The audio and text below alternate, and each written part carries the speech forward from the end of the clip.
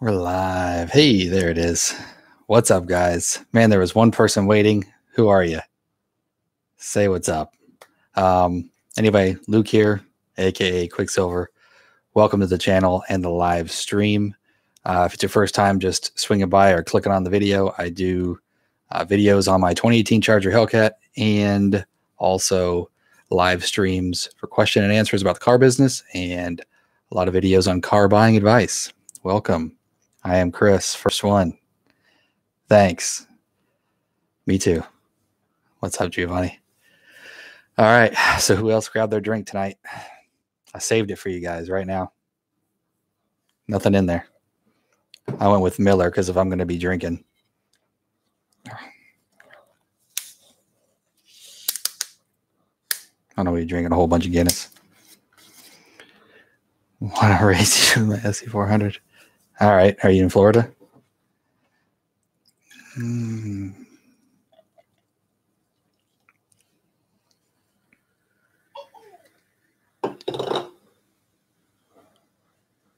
Welcome, guys. Welcome. That's where I've got some more funny videos coming up for you guys soon. So I know I haven't done one on my Hellcat in a while, which I'll be doing soon. But I've actually got some plans for a couple comedic videos. So I hope you guys like them. Because I've had these plans for a while, but I haven't really had time to do them. Cheers, guys. It's going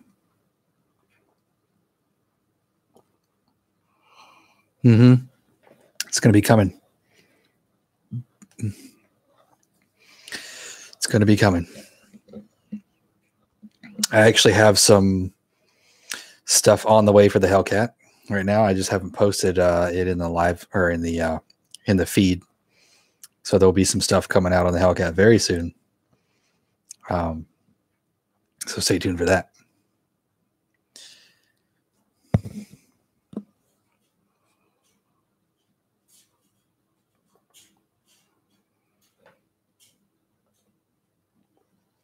Well, what's up, Jay?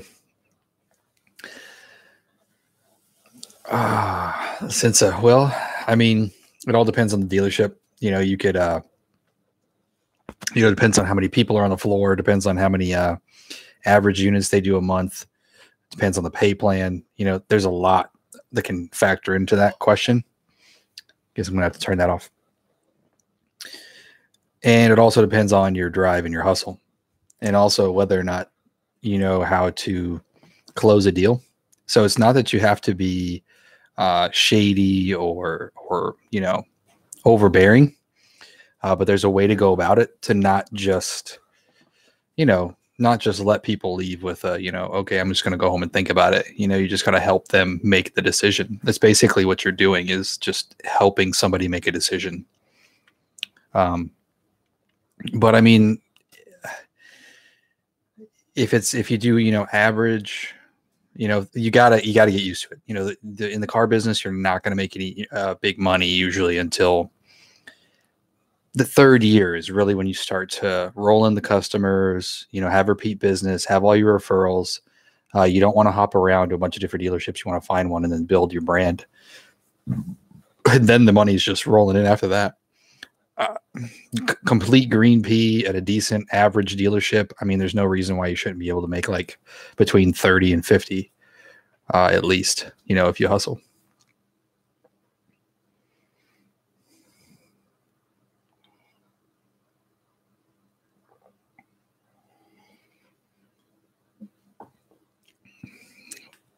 How's everybody doing tonight? Base pay? There usually isn't. Usually it's commission. Or on a draw system. So you'd have minimum wage or whatever they'd pay you. Some dealers do it weekly. Some dealers do it bi-weekly. Some dealers do it monthly. So, for example, like at our dealership, we have it's what you call, we do ours monthly. So you get minimum wage if you sell nothing. And then when you sell something, it goes towards paying back your draw, they call it. So for quick math, let's just say you did, let's just say you worked 10 hours a week at $8 an hour, right? So you made $80. Well, and you sold a car and you made $100. Well, now you just paid back that $80 and then you made $20. That sounds bad, but I mean, there's some cars where you might be able to make $1,500 on one car. And our average draw for the entire month is like $1,800 or something. So you can see if you sold 10, 15 cars, you know, your draw is only, you know, $1,800 and you made 10 grand. Well, then it's no big deal. So yeah, full commission. They call that full commission basically. Some dealerships are going to reset that when you're done. So the draw will be reset at the end of the month. A lot of places don't do that. Our dealership does that. So if you just have a crap month and you just could not get past your draw, you only sold like 3 cars, 4 cars, you get paid minimum wage. And then it gets reset. Some dealerships carry that over. So let's say they paid you $1,800, but you only sold $1,500 worth of cars. Well, you'll have $300 more that you have to pay back the next month. And that's how a lot of salesmen just leave and die off, because they get so far and so stuck into this debt, like during, the summer or something like that. But don't let it scare you. It's all about your hustle, man. You got to get out there and make yourself known, do things differently than other people, and get on social media, and just don't be overbearing with it. But, think of something different.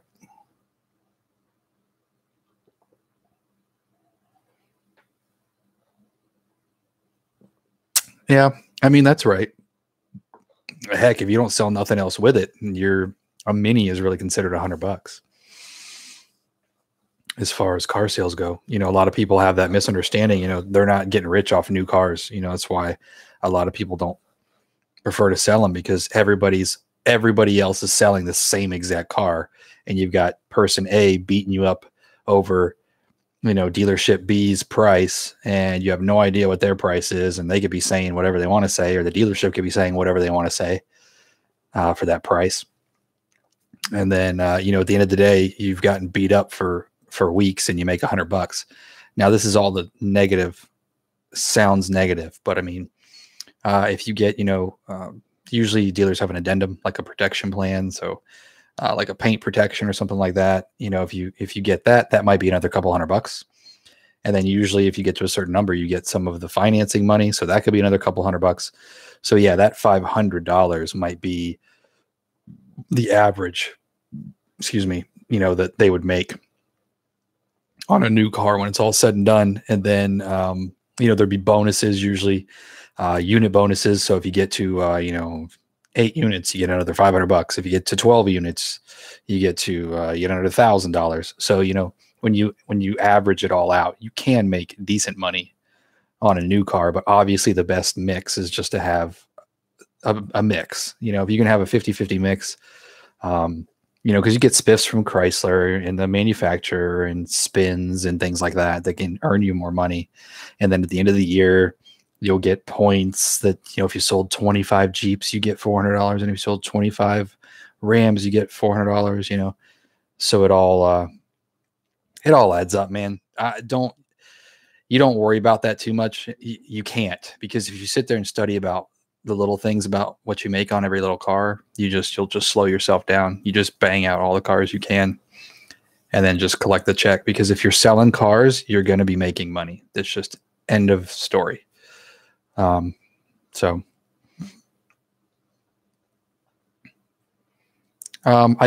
definitely a new car dealer for sure. We like to sell the used cars because we do keep clean used cars. Like we really only sell, cars that we've gotten in on trade. And, we're in a small town. So a lot of our trades are like from old people that just, literally drive to church on Sunday. It's like, that's all of our used cars are like super clean, low mileage, started in Florida, never left Florida. So, we can charge more of a premium for them. So the markup is good in a used car. Usually, of course, that all depends on the situation as well.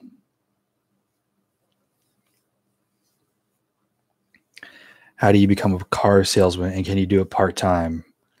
I don't know technically what you mean by how do you become a car salesman. I mean, that's one good thing about car sales really is you don't really need any experience.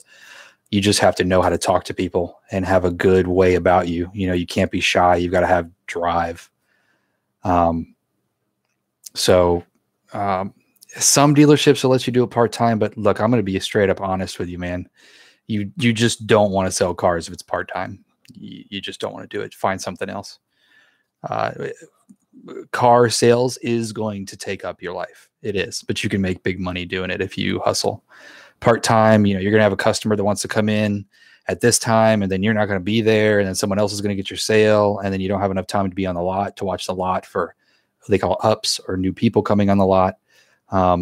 Honestly, just would not recommend being a car salesman part-time. We have one part-timer at our job that's actually hourly. It's the biggest pain in the butt being a manager and having to work with that person, because I'm trying to catch up on a deal or wonder what happened with a deal, and then I go to call her and she's gone. You know, or you know, customer calls and wants to see her that rep, and she's gone. So it's just honestly, just to be completely honest, I wouldn't recommend it part-time. Slim says, did your 392 find a new home? You know, some people told me, I mean, obviously it's somewhere because it's, you know, been 6 months now. Yeah, a little over 6 months. Somebody told me that it got sold and they might have seen it driving around. I don't know where it is or, you know, where it went. I haven't really tracked it or anything.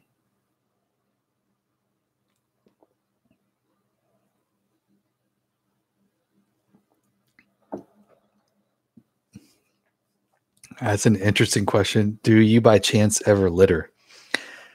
I don't know why you would ask me that question, but I actually know I have a weird thing about littering. I keep everything in my car. Like, I don't throw stuff out the window, if that's what you mean, if I'm driving and littering, but no, I don't really litter. Now I want to ask you why you asked me that question.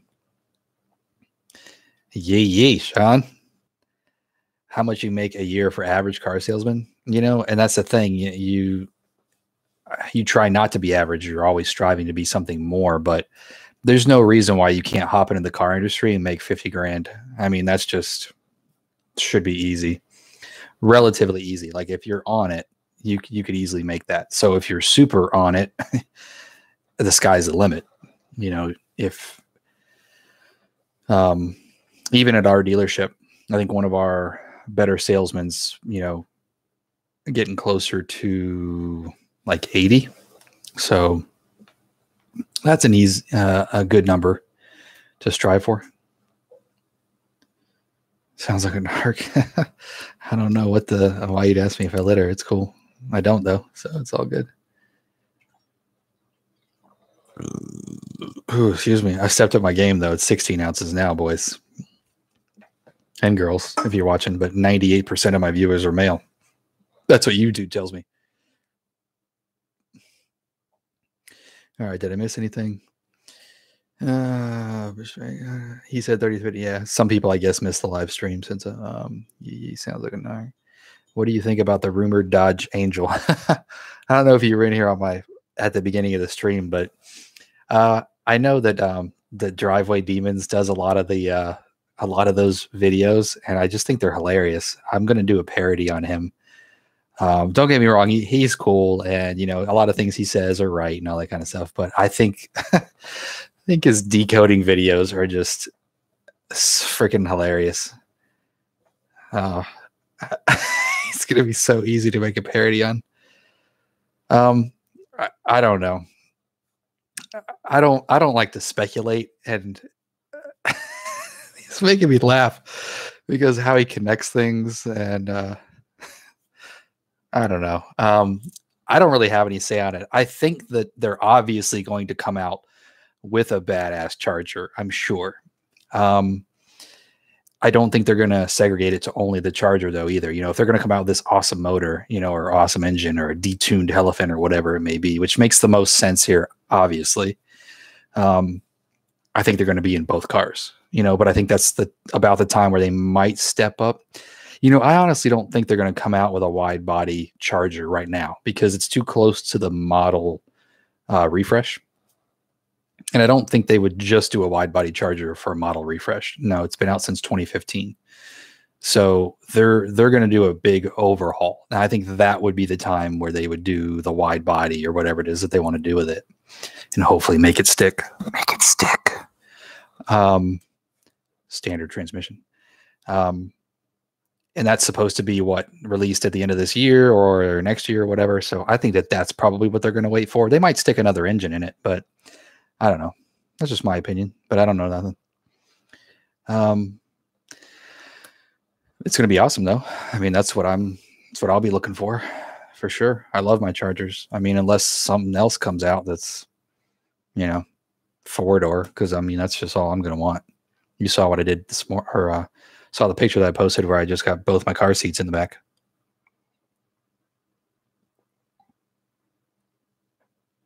The electric Challengers, of course, it'd be Chargers too, I'm sure. It's just how it's going, man. I don't have any problem with it, especially since I lease a lot of cars now. That's fine. I wouldn't want to buy one though. I wouldn't want to. I know there's two different people in the world. People that just want to have a new car every few years, and then there's people that buy a car and they keep them forever. And they're going to build it and all this stuff. Well, I wouldn't want to build one with an electric motor and the battery and all that stuff to worry about. But if you're leasing one, heck yeah. I mean, look at all the supercars, that have a hybrid assist on them. And I mean, we all know that the electric power is ridiculous. They're not going to make it completely electric. So it's just going to be electric assist, which I've got no problem with. Hey, if you want to give me 100 extra foot-pounds of torque off the line, okay. As long as it still sounds like a V8 or still has a V8 supercharger and all that good stuff. So that's what I think about that.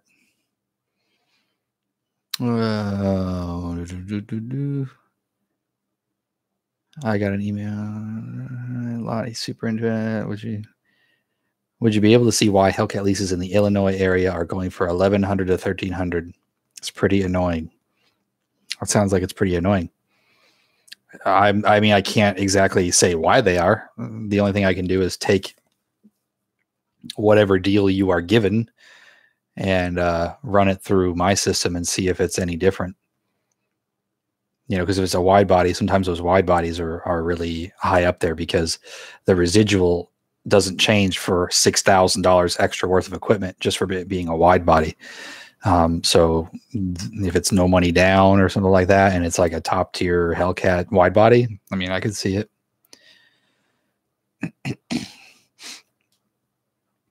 Yeah, exactly. There's not a whole lot of, right. The Charger wide body is going to be harder to make. So that's why I think they're not going to do it for just a year, just to remake the whole thing in another year. I don't think they're going to be doing that, but you never know. I mean, I don't think anybody saw the red eye coming. I mean, the Demon was pretty talked up for a long time, and there wasn't anything new that's come out since the Hellcat. And then the Demon happened, and we were like, "Oh my god, the Demon!" And then boom, red eye. So it was kind of cool. You never know what they're going to do. So I love working for this company. What's up, Speed Demons? Happy Friday. Cheers.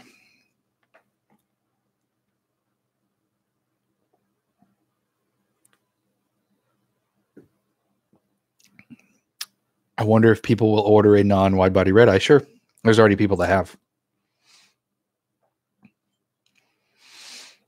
Because it's, I mean, yeah, the wide body's cool. But I mean, it is $6,000 and it's 11,000 more just for the red eye. So, you're talking almost 20 grand, for a wide body and 70 horsepower or whatever it is. So there's already people that have ordered non-wide bodies because, you just put the right tires on the back, it's the same damn thing without the looks. How do your kids like the Hellcat? My first kid he's only 3 months. Actually, today was the first ride he had ever gotten in the car. He didn't make a peep, but I also didn't do anything crazy because he's rear facing right now. But I have a video somewhere that maybe I'll post on my maybe I'll post it for you guys on the like little community tab. That she likes it. She there's a video of her when she was just turned 2, and I asked her if she wants to go fast, and she could barely talk, and she just said, go fast, go fast. And then I hit it, and then she starts kicking and screaming and laughing. So it's cool. So she likes it. And hopefully my wife's not watching, but I took her for a ride in the Miata the other day with the car seat and everything, turned off the airbag, and I just rode around my little back roads, and she really liked that too. I might have done a donut. She really liked it. Let's see here. I wonder if people ordered on right now. How do your kids like? Some ramps already have electric assist, right? And I mean that's kind of the idea. They've already got that technology in place. They already have all the batteries. They've got the cables. They've got the motors now, the electric motors. So it's just going to be the electric assist, which they call e-torque. So the 2-liter engines have e-torque, and the Hemis now have e-torque. So I mean, it's not really going to be any kind of major thing. Right. We all see the Teslas smoking everybody. I personally don't like, I personally couldn't do that though. I mean, a lot of people say it. I don't know if you guys have ever driven in a fully electric car. This is weird, without any sound at all. The grunt of the engine, it's that visceral connection between, when you stomp on that gas and you just hear the earth ripping apart underneath you because of the exhaust. There's just nothing that replaces that. The regular Hellcat Charger is being sold for $67,000. It's being sold for $67,000, and it's that much. Jesus Christ. Yeah, man, they got something crazy going on there. An amazing lease on M cars, have they? Yeah, I would only lease an M car. I didn't look at Beamers because I've never really been a huge fan, except for the M cars. Excuse me, I'm going to be drinking and burping. Yeah, the M cars have always been sweet. Always been a huge M5 fan, M3. Oddly enough,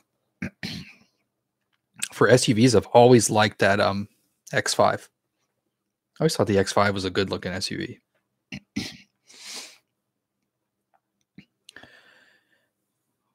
Watch out with the Warden. Yeah, I know. She'll be all right. What's M5 going for? Speed Demons. M5 base, 90 count packages easily, 105. Yeah. Slim says only thing left is Mopar to do is weight reduction. That's true. But it's hard. Like he said it himself, why they've been using that chassis for so long is because we pride ourselves in big horsepower, and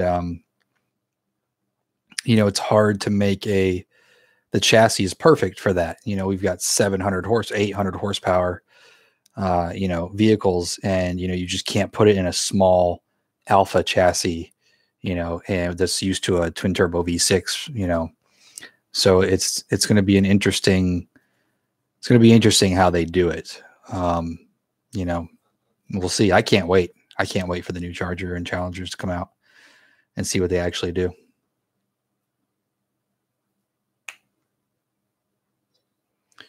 I have a friend who likes Teslas. I can't get an understand like what you said having the rumble of an engine in your car. I think he likes tests for the features. I don't know.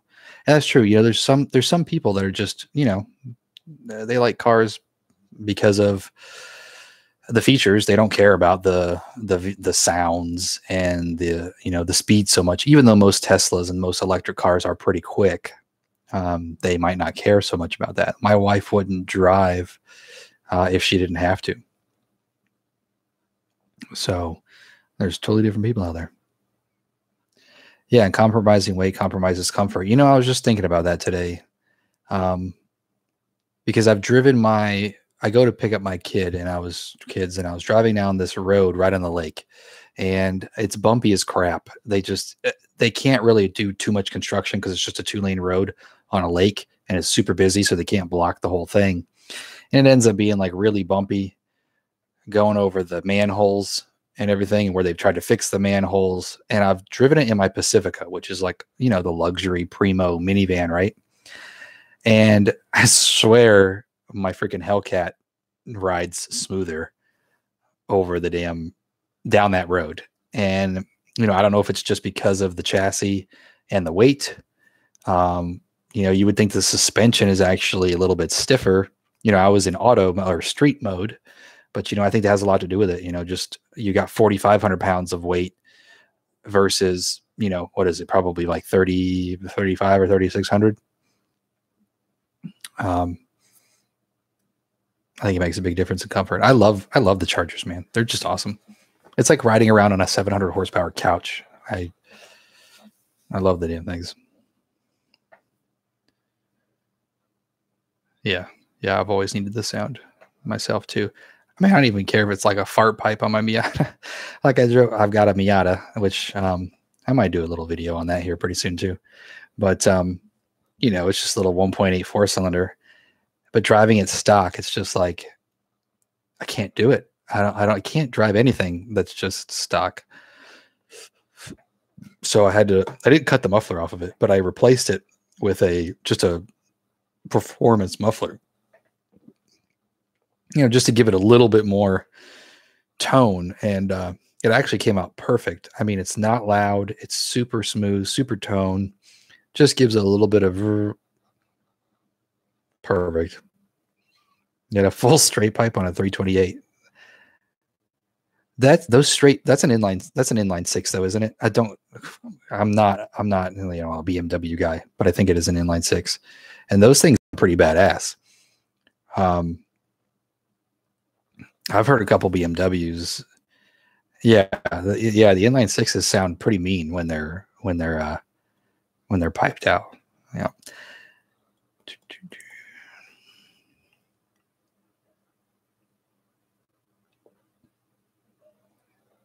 Mm-hmm. Yeah, definitely going to be a turbo on the Miata. I don't know if you watched my, all my cars video or whatever. Loud, but wasn't going anywhere. I've had plenty of cars. It's kind of like my Miata. Actually, I had a CRX. I had a CRX that when I was doing the swap to a Mini Me, it was open headers. And I drove around like that for one day just for shits and giggles. And it was so obnoxious and it wasn't going anywhere either. Yeah, there's going to be a turbo on the Miata. I actually, when I bought my first Miata, which was a first gen with the pop-ups, I had bought another car that somebody wrecked, but that they built a turbo kit on, and I bought his entire car, and I pulled everything off, the turbo, the rear end, blah, blah, blah, blah, and everything, and I had it all ready to go on my Miata, but then I sold all that, sold the Miata, sold the turbo kit and everything, and bought the newer, cleaner Miata, and definitely want to put a turbo on it because it's so clean and pristine. I don't want to go super crazy. I just want an ultra reliable turbo kit and roll bar, some wheels. And I'm done. I want to change the steering wheel to the Nardi wooden ones though too. Steering wheel, e-brake, and the gear shifter to the wooden ones. It'll be sick. I think the new Miatas are pretty cool. I mean, it's funny we're talking about Miatas here on the channel, but don't knock it till you try it is all I can say. I mean, I'm a guy who drives a Hellcat who loves driving his Miata, loves it. They're like a street legal go-kart. Okay. Get out in a go-kart and tell me you don't have fun in a go-kart. Okay. Well, now just make that bigger and you can drive it anywhere on the road. That's just what it is. And, you can't describe it until you drive it. They're just that much fun. And that's why they're so damn popular. I mean, they have an entire race segment, derived from the Miata. So, I mean, it's got to mean something. And, they're like toy cars too. I mean, they're so cheap, they're like Hondas. Everything for them is just absolutely dirt cheap. So that's another reason why, I have one. They're just stupid easy to fix, stupid easy to replace stuff. Parts are cheap. Doesn't get any better than that. Other than the fact that I can't fit in it, but that's kind of fun too.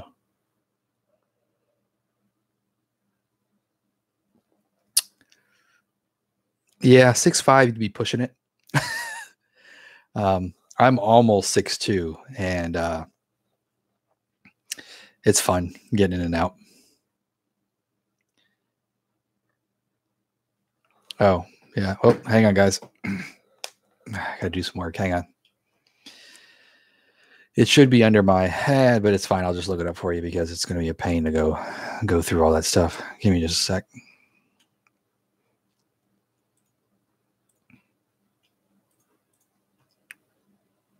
I'm going to pull up the lease rates real quick for somebody. Whoever he is. Speed Demons? No. Yeah. Give me a sec.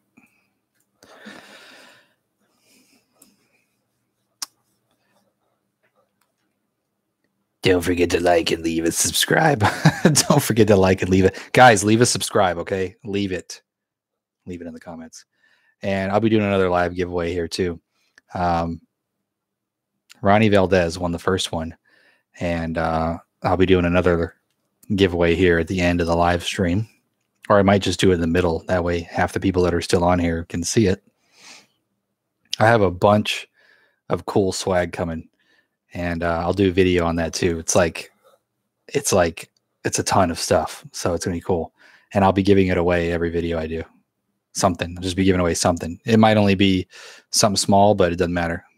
Whatever it is, I'll just be doing it every video. Okay.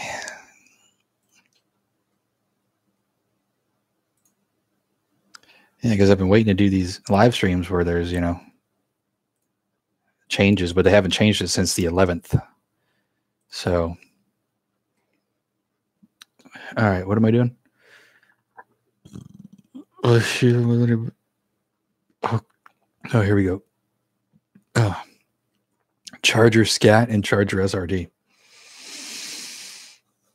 Okay, Charger Scat pack. 36. They're both 36-month terms, and the rate is 00096. 51% residual for 15,000, and of course you're going to bump 2% for 12,000 and 3% for 10,000, and there's no acquisition fee, which is worth $595. The Hellcats are pretty good right now. They are 0.00017, and then 58% residual on 15K, but there is an acquisition fee for $595.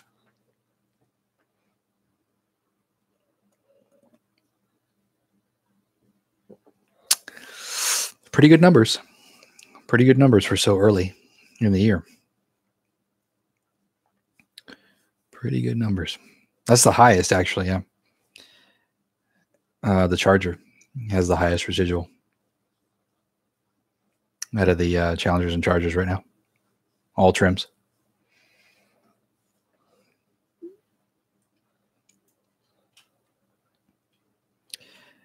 All righty. Let me see here. Let me go down here again. I'm financing a 2018 Charger through FCA. I'll read it out in case you guys can't see it on your phones or whatever. Aesthetic says, I'm financing a 2018 Charger through FCA. Got it December of 2018. You mean like a month ago? If I want to sell it, I have a potential buyer. Will they get the same term I got, or should I email you? Thanks for all the videos. Financing. Well, if you sell it and you're financing it, they have to do their own financing. So that's up to whoever they go through to get it. It gets a little bit sticky when you're financing something and you want somebody else to privately buy it. There's two ways you can do that. You can have a dealer as a middleman. So technically the dealer like buys it temporarily, and then the other person buys it from the dealer. That way they can use the dealer's financing. The other way around to doing it is just all private. Obviously because the dealer is going to want something, a couple $100 or whatever for doing the paperwork.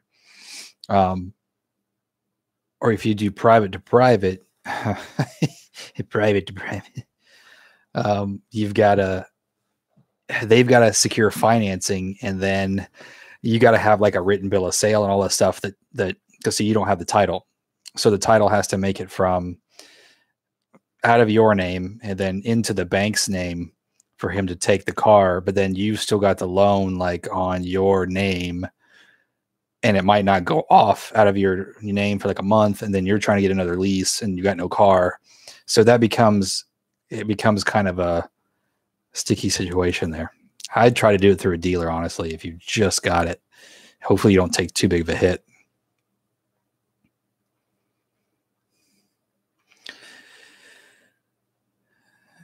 I saw YouTube of a guy leased a new Scat Charger for $385 a month with no down payment, but he claims there was a down payment of $6K that the dealer ate. How would he even force the dealer to eat that?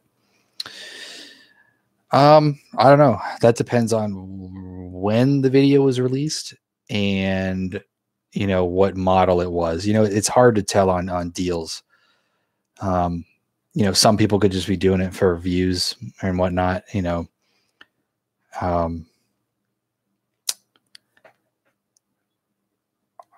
I can't really speak to that, but it seems like quite a bit of a loss, especially if it's a 2019. I don't really see that happening. But my video, I posted my bill of sale the next day on a live video. So it's like, sure, it was cool that's what brought everybody here in this channel to me. But I wasn't trying to lie to nobody. Neither I haven't. So I'm not saying that he is. You never know what some dealers are going to do. If they really needed one car at the end of the month and it was like the last hour of the last day, you don't know what deal they went through.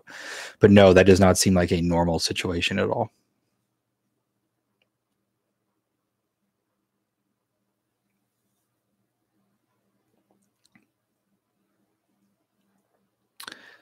Wide shoulders, yeah. Mini me, yeah. What's up with the single overcam head? Not even through the first beer yet. Single overhead cam VTEC. You know what I had in that before? You should go watch my video. It's kind of long, but it's cool. I talk about all my cars. That car started out as a CRX HF, which was like literally, if you look it up, it had like 62 horsepower from the factory. It was a single overhead cam, 1.5 liter with 8 valves. Okay. Not 16 valves. It had 1 valve or 2 valves per cylinder, 1 in and 1 out. I mean, it was like, it got 42 miles to the gallon or something like that for a 1990. So it was like one of the top fuel efficient cars, but it was also the lightest. So when you started modding that one, you already had that advantage. I ended up putting a B18B in that car, actually. It was pretty cool with some nitrous.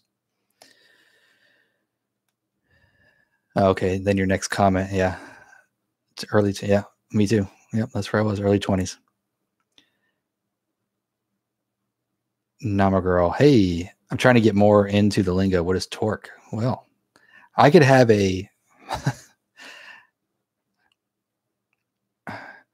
I'd love to be able to explain that technically. There's horsepower and torque. So horsepower is what makes you go and what keeps you going, but torque is what's on the ground. It's what you feel. It's what makes the wheels move. It's hard to explain unless I actually get scientific with it. Low end torque, it's just when people want low end torque when they're pulling trucks out of ditches and stuff like that. And I'm not an engineer, or don't know the engineering side. Somebody else might be able to explain it a little bit better in the channel, but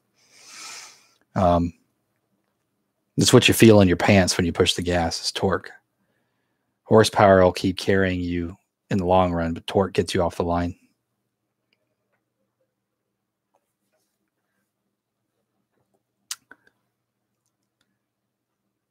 Sorry, December of 2017. Oh, okay. All right, good. So you had a little bit more time in it. All right. You're a gem. Thank you.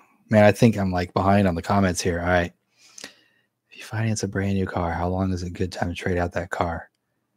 If you finance a brand new car, how long is a good time to trade out that car? That all depends on how much you got it for and how much you put down and what car you bought and the market. So that's the only problem with questions in the car. It can be, there's so many different like aspects that go into it. But honestly, man, like if you're the average, average down payment or no down payment, average car, I mean, excuse me, the best time to trade is when you don't owe any money on it.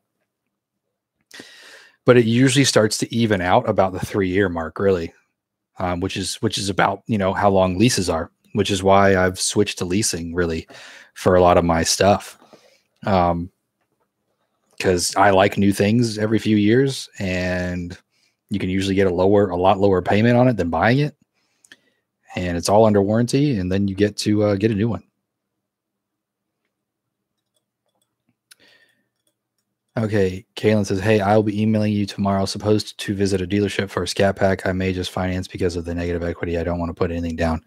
All right, just to give you a forewarning, I'm off for the weekend, and I may not be answering my emails. But if you need something, like you're literally going to the dealer to do it, just email me anyway, and I'll see if I can just get to it and help you out if I can. All right, as an 18-year-old wanting an RT Dodge Charger, I'll be 22 in 2022 for a graduation present. What are some things I can do now to ensure I get a low payment then? 18-year-old, get yourself a credit card if you don't already. If you've got some, decent parents to help you get a credit card. I was thinking about doing a video on this, what you can do to build your credit. Get a credit card is the best thing I could say, even if you just literally put your gas on it, or a few things on it, and then don't pay it off every month. Carry a balance. And I know you're going to say, well, then I'll be paying interest. That's fine. That's what they want you to do. It won't be that much if you've only got a couple $100s on there.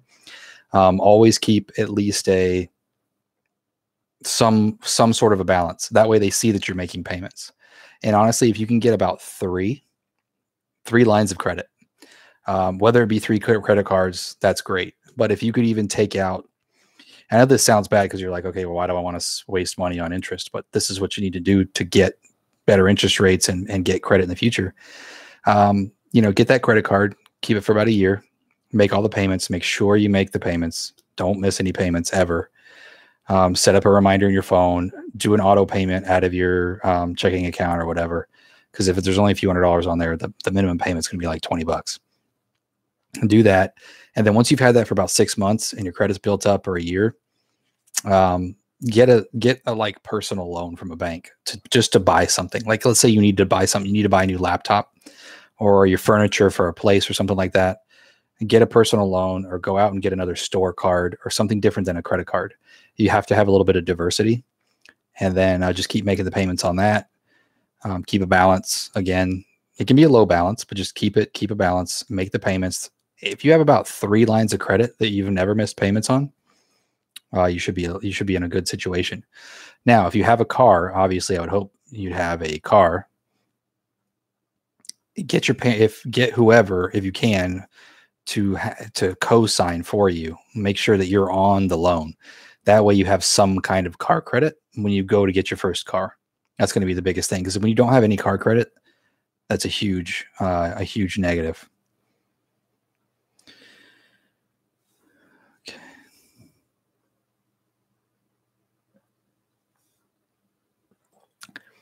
Giovanni, best part was the car that broke down and the previous owner offered to buy it out and you said no. I don't know what you're talking about. Clickbait, maybe.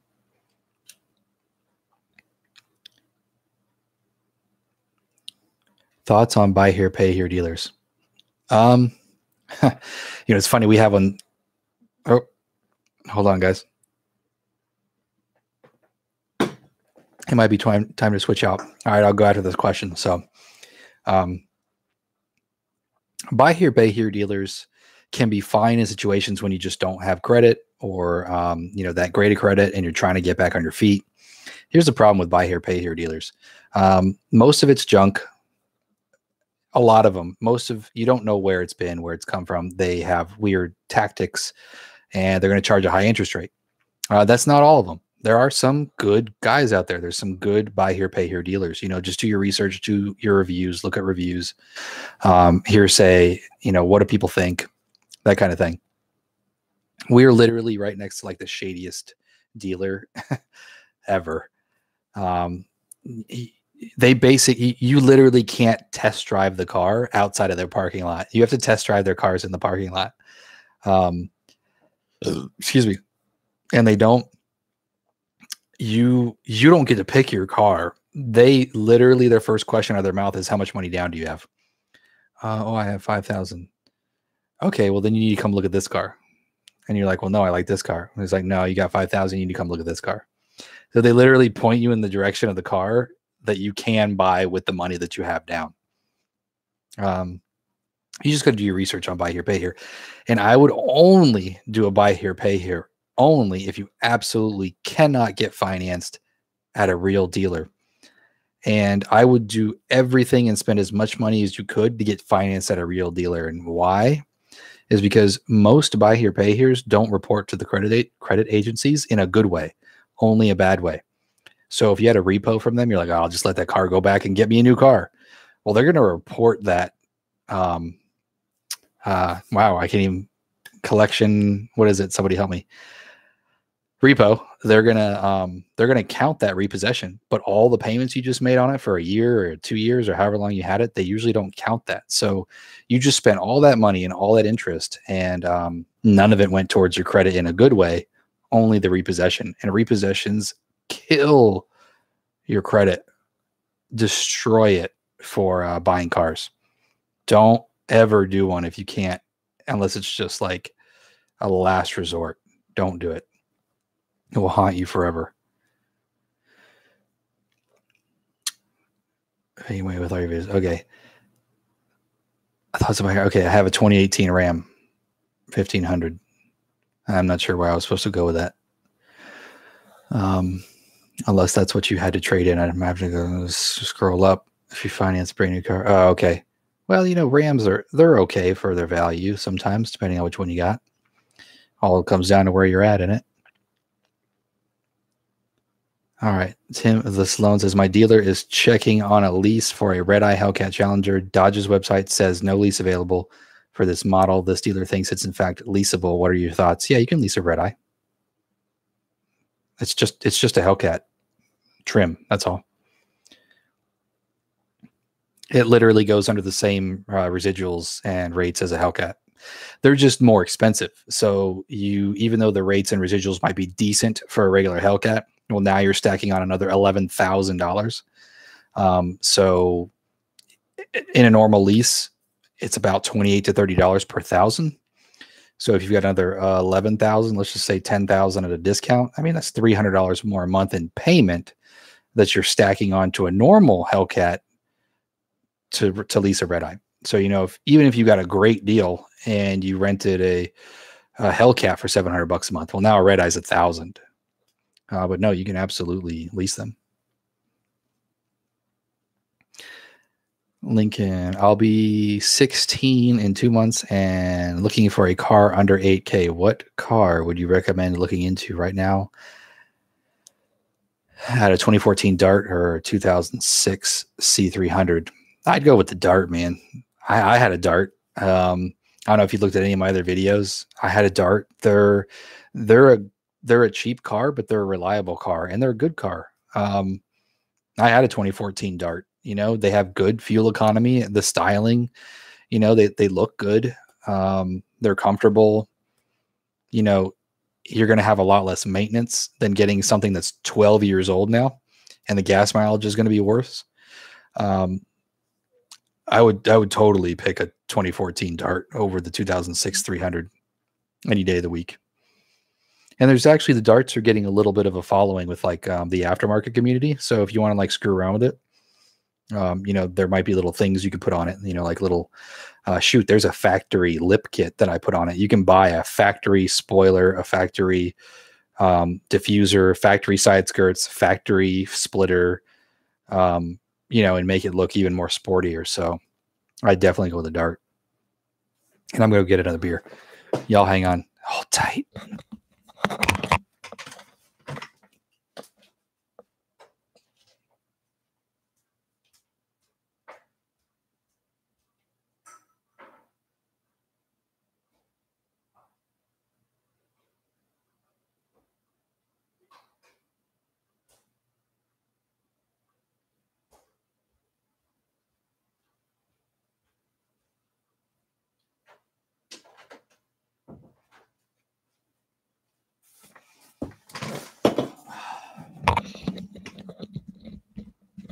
Did you guys miss me?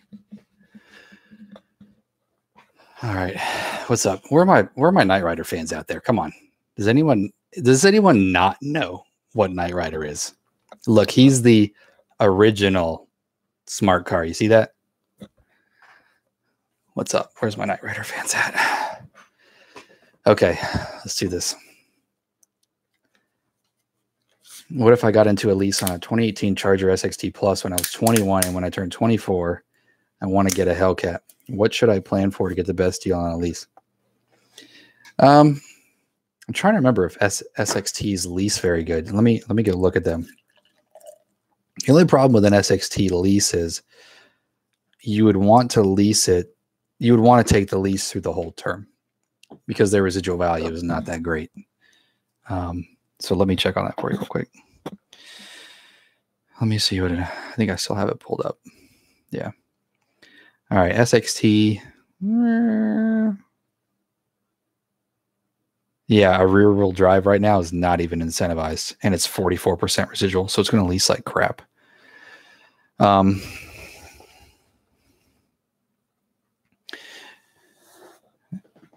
You'd honestly probably be better leasing a GT because it's the money on that is really good right now. You'll just have to get your payments and see which one's better when you're ready. But an SXT you would not want to get out of early because you're going to be upside down. If you got an SXT, a decent lease on an SXT, then you would want to take it through the whole lease. And then you wanted to get a Hellcat, just save up a little bit of money, or be prepared to have a decent chunk of a payment, like $700 a month or something like that. And then just don't miss payments on anything. Keep your credit perfect. Be married in a few months before my lease is up, so I'm hoping that drops insurance rates too. Yeah, it might help.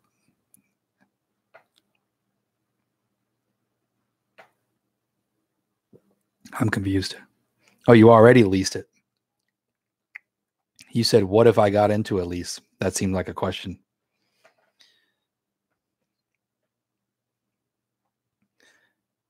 Okay, that's fine. I already got into a lease 2018 XC back in March 2018. Oh, okay, it's $350 a month. That's fine. Yeah, so that's a good lease. They might have had a good thing going on back then. You're going to want to take it out. Okay, so in 2 years. Okay, yeah, so when your lease is up, basically. That would have been an easier way to say that.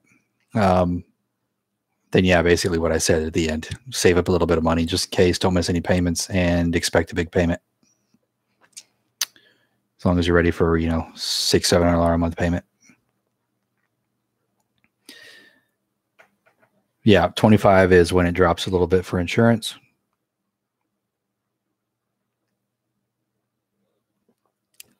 Oh, that's good. Young T is $38,998 for a Go Green Daytona 392 with 20,000 miles. A good deal.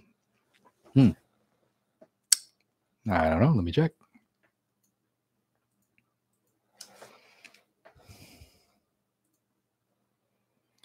Appreciate you guys joining me on the live stream here. Always fun to hang out and help. Don't forget to subscribe if you're just hanging out. Check out my other videos. Always some good stuff there on car buying. Yeah, my Hellcat. All right, I'm looking for what? What year is it? What year's the Daytona 392, Young T?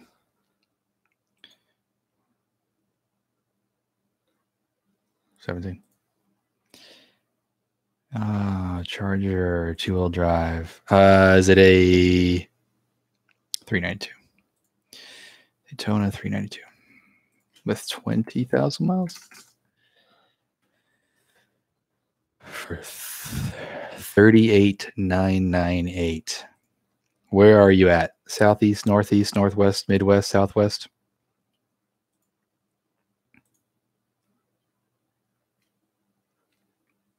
Midwest.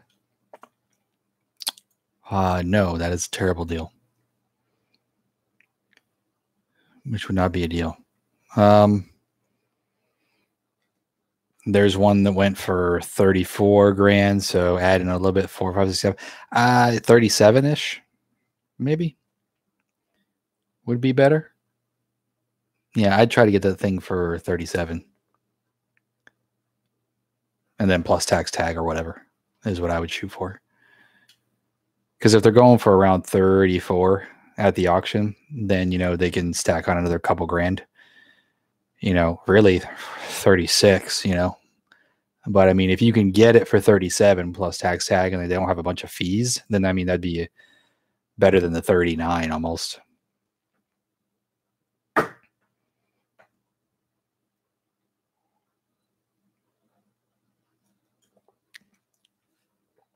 Lincoln, about the dart. There's no link to it. I mean, there might be a link out there, but it's literally you can just walk into the dealer and order it. They're actual Mopar parts. Like you get them from the dealer. So you can probably just go to like Mopar.com or something like that, or Google Dart lip kit or something. But you can literally walk in a dealer and just ask them for those parts on a dart. Could you speed demons my insurance right now? It's 2 months for 6 months.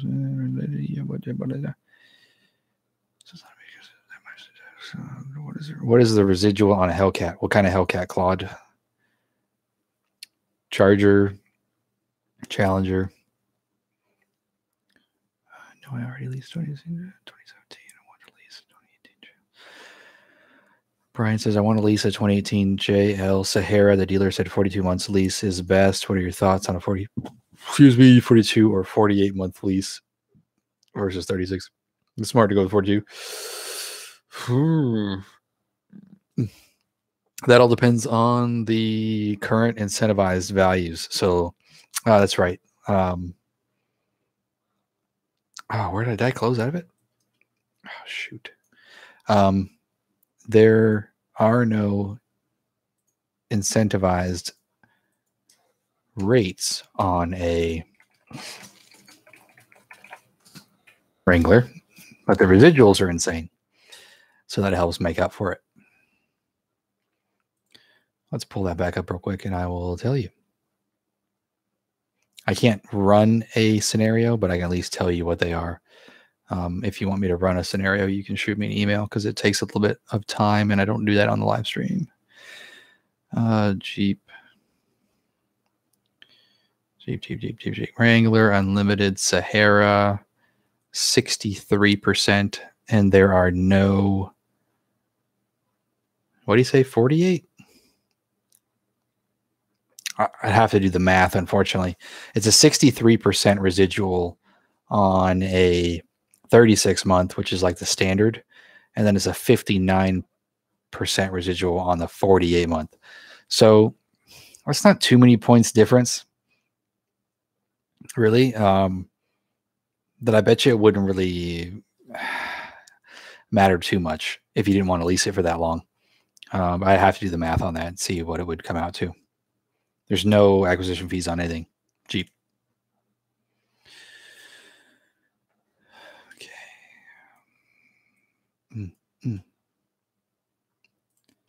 Oh, where'd you guys go? I lost you. Okay. All right. Oh, okay.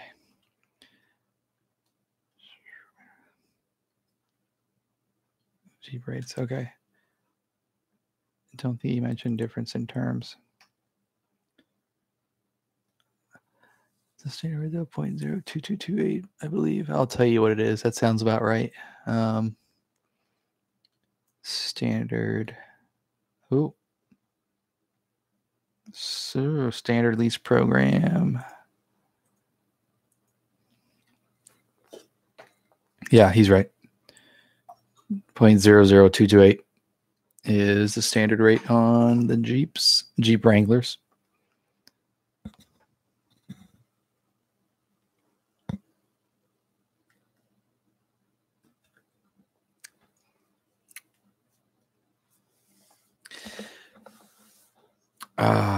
Okay.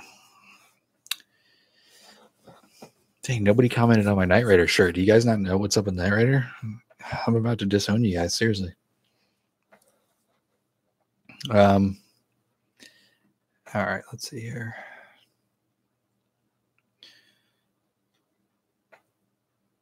Challenger. Let me go back to that. I didn't do Challengers. I did Charger earlier.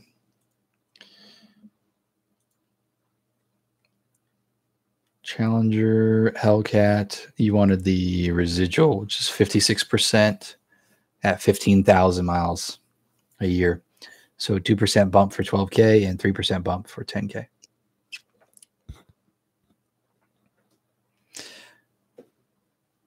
Can you lease a tank? Well, you might be able to somewhere. Is it better to lease a 19 JL versus an 18? I wouldn't. Oh, yeah, JL. Let me see if they even incentivize those anymore. I don't think they do. Take a look. Of course, it is a Jeep. They'll surprise me with anything. Well, they're still pretty decent. Still pretty decent rates. What did I just say? 65%? You wanted a Sahara? 57% residual. I mean, it's still not bad, but I think you'd be better off just getting a 19. I forget what I said. Yeah, Sport always has the best rate because it's just the price is so cheap too. Well, cheap for a Jeep. Original smart car. Original design 60s, original smart car. Hey, MD Muscle. Yeah, I had somebody comment on it. It's 470. Clotaire, thank you. Giovanni's no. Okay, I've caught up. Time for a swig. Actually, I might get into my peanuts here.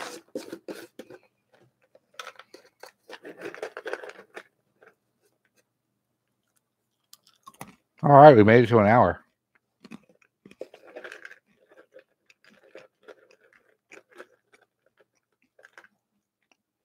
You guys can't hear me chewing, can you? Because I know that freaks people some people out.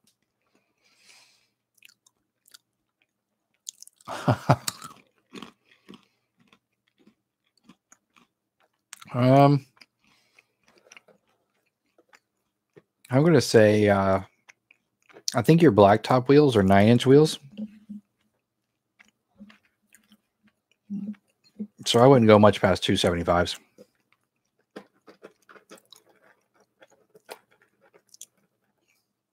Because they come with, what do they come with? 245s? Do you know?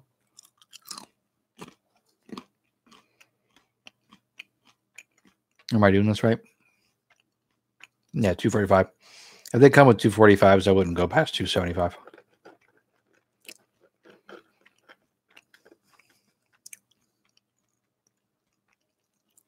Yeah, you do. I'll pay attention. There's going to be a test.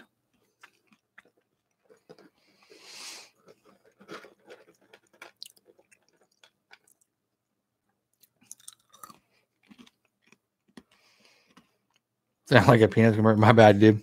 I didn't want to. I didn't want to chew in people's ears.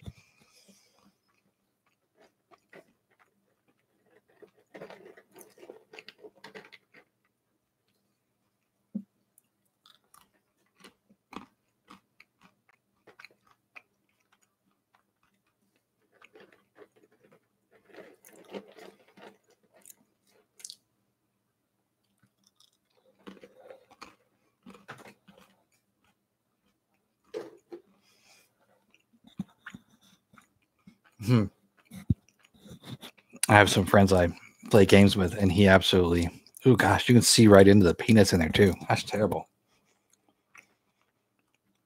I'm not going to talk.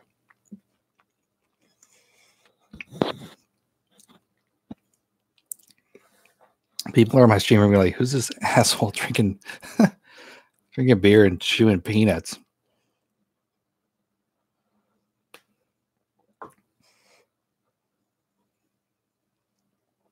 All right.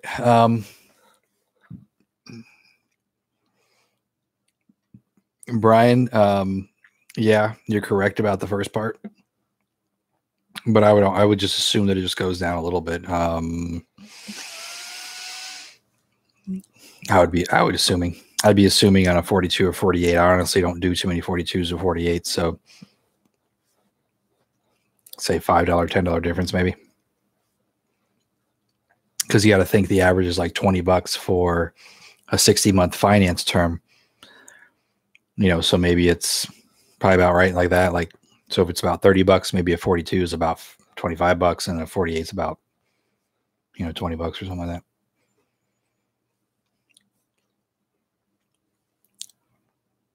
Finish the numbers. If I was supposed to be doing you some numbers, man, they either were done a long time ago and you didn't get them, or I just totally forgot. Did you send me an email about that?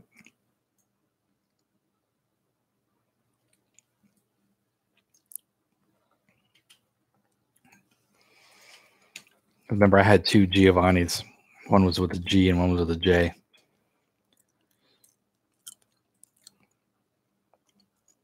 Oh, okay. Yeah, you said, and then you didn't put the miles per year in there.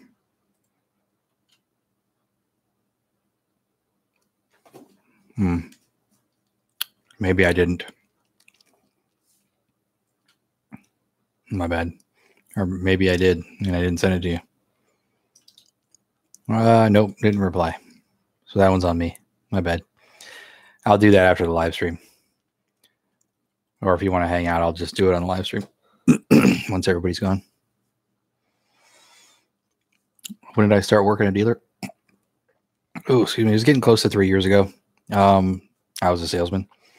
And I just got moved up quick just because the position came up that was kind of right up my alley.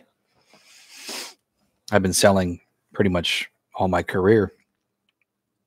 I went from selling TVs and electronics to Radio Shack as an interim for Verizon. And I sold cell phones at Verizon for about 5 years until I couldn't do that anymore. And then I went over to the car business, started selling cars.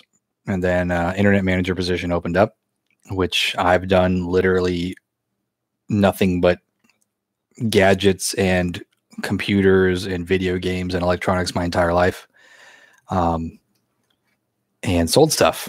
So it was literally like the perfect fit. So they didn't want to move me up into it because I hadn't been in the car business for too long, and the position requires management and a lot of information and knowledge on the car business. But since I actually had a decent head on my shoulders, they put me in there and just train me. And that was what happened. So I'm the internet manager and assistant GM whenever he's not around.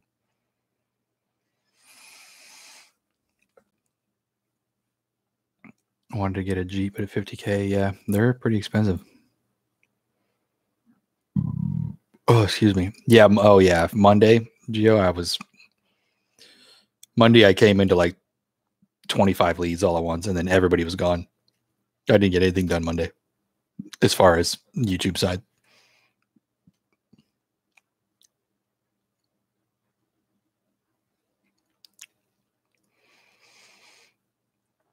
And then Claude says, I'm new to your show and I came on late. So if you answered this already, I apologize.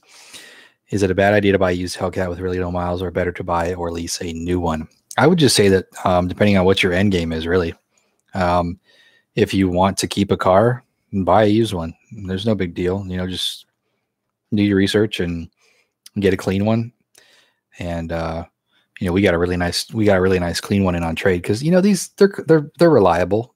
There's not a bunch of people blowing up their Hellcat engines. So I mean, if, like you said, you find one with low mileage that was taken care of as a clean Carfax, you'll be straight. But if you want a lower payment, usually, because if you find one with low miles, I mean, it's still going to be pretty expensive at this point. And unless you got a solid down payment on one, you're going to be probably at least $600 a month, $700 a month. You can lease one, a brand new one, and get a new one every few years for a lower payment. I just think on, whatever you depend on is your end game. Since I got an email straight from Dodge. Yeah, I don't know what his deal is. I just think it's funny that, I don't know. Hopefully I can make a decent parody for you guys and you guys will like it. But anyway, problem is cool. I'll send you the VIN of the jail that I want you to come with it. Brian, help me out here because I'm just trying to keep up with all the conversations with everybody. But if it's a lease, just make sure you send me the VIN, the mileage per year, and what down payment, if any, you want to calculate. Oh, yeah. And then there's Giovanni. Yeah. Thanks. I got to read to the next comment to make sure I don't say it again. Oh, yeah. And credit score. Yeah. I would make it exactly for what tier.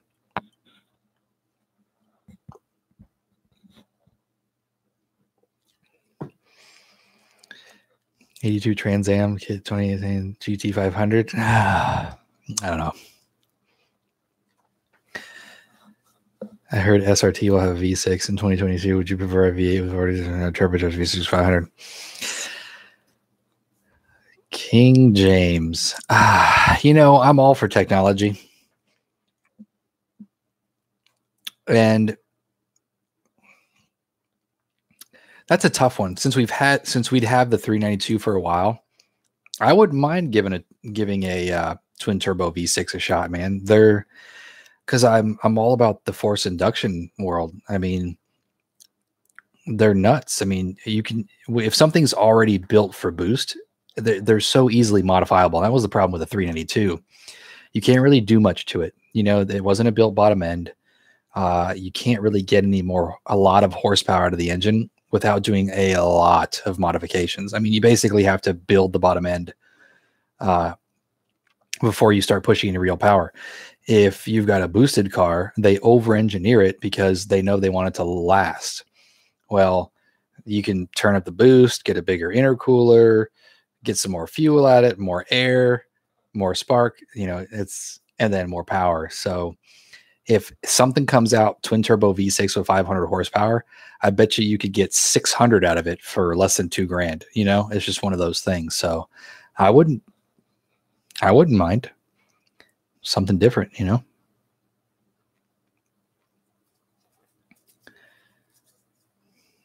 Reading the comments. How do I make a YouTube name instead of it showing my real name? You have to edit your Google profile. So it's a little bit interesting how they do it. Yeah, you got to when you're in your channel thing and it says edit, you got to go to edit, and then you have to go to your Google profile, and you basically have to make your channel name like your name. So my name in Google and my profile is quiXilver09. And then I don't have a last name or something like that, or I think they added something like a nickname, but I still don't think that works all the way. You have to play with your Google Plus, though. That's the only problem, is they link them.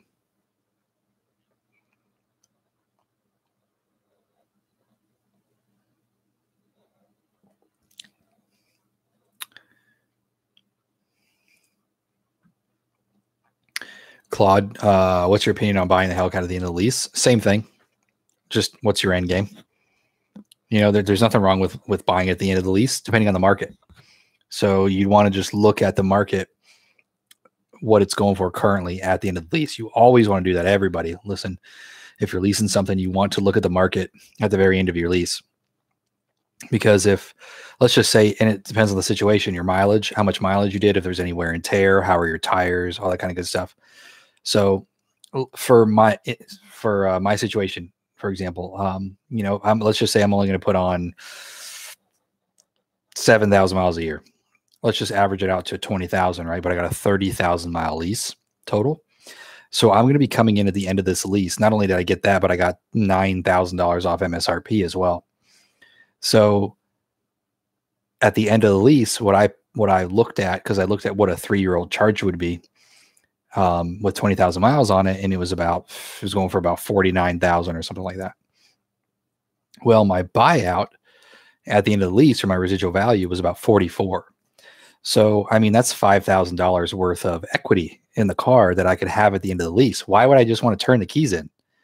You don't want to do that. You want to get that $5,000 worth of equity. So, depending on the market, of course. So, as long as the market is still up, and as long as you didn't put as much miles on it, that's why you just have to look at the end result at the end of the lease. What are they currently going for? Always look up, do a Kelly Blue Book a couple months before your lease is up. Look around, search for what these things are going for and on trade, what they're selling for retail. And because if you just give the keys back, you could be wasting money. You could be throwing money away. you can trade your car in by buying it. So you would, or trading it into the dealer that wants to sell you the car. That's the best way to do it, so you don't pay all those taxes. So if you buy it for less than what the market value is, well, then you got a good deal, because not only did you know where your car came from because you've been driving it the last 3 years, but you also bought it less than what the market value is. Now, if let's just say the market, your residual value is 45 and they're only worth like 40, well, then maybe you could go find another one that's less money, if that makes sense, if you wanted to buy it. So that's why you just have to look at the market before you just either turn in the keys or buy it at the end of the lease. This is my best advice.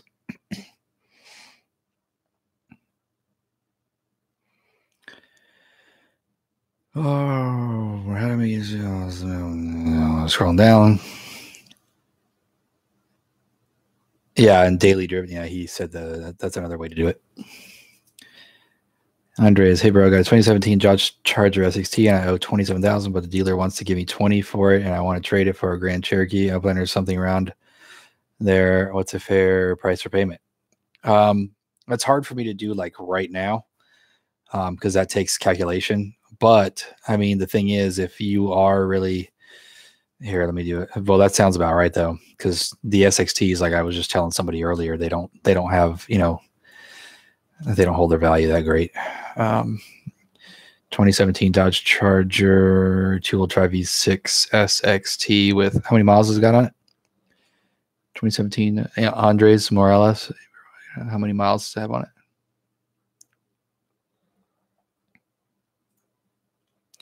Never mind. I don't think it's going to matter at this point.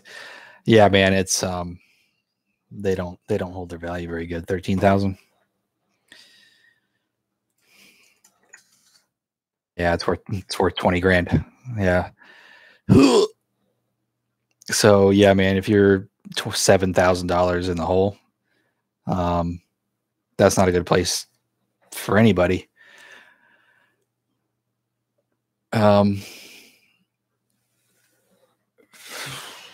You got to think anything you're looking at right now.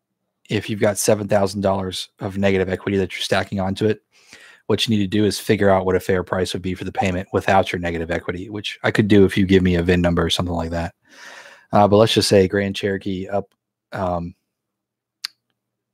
think what you're saying is a, oh my gosh, I can't remember the name of the freaking car.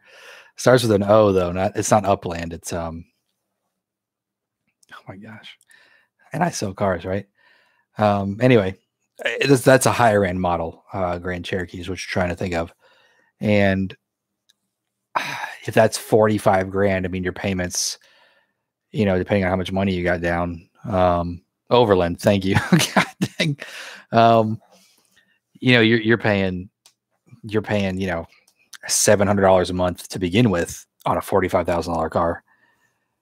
And then you got to stack on another $7,000 on top of that, which is about, $20 per thousand. So, you've got another $140 to payment. So now you're about $850 a month. So, you've got to really consider that upside down part and either come up with some cash to get yourself out of the situation, or just wait until you can even out a little bit more on what it's worth versus how much you owe.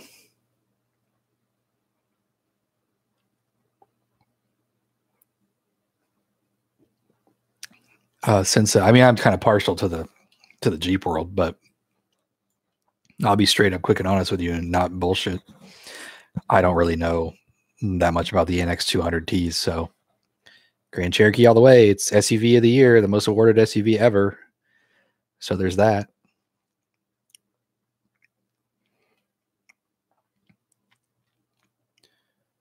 I'm just going to let Geo and Speed Demons run the live stream for me. And I'll just go get another beer. No, I'm just kidding. Yeah, no problem. 13,000. Try to get the offer. I don't think that offer is coming up on that SXT, man. It's worth 20 grand. Yeah, shop around to get a higher buyout for a 16 reduction from MSRP and Grand Cherokee. Yeah, that's all you can hope for. But my least 2018 SXT residual is 1760. You think it'll be worth more in March 2020? It won't be worth more. No, it's going to be worth less.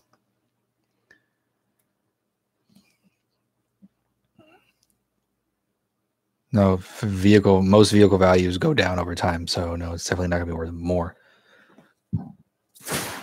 Well, what happens? The residual value on a lease doesn't ever change. So if that's what you're actually saying, I thought you meant what your current vehicle is worth.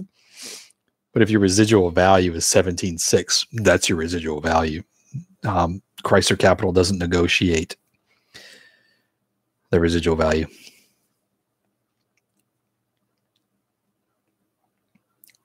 Oh yeah, either way, yeah, the actual value is not going to go up either. It's only going to go down.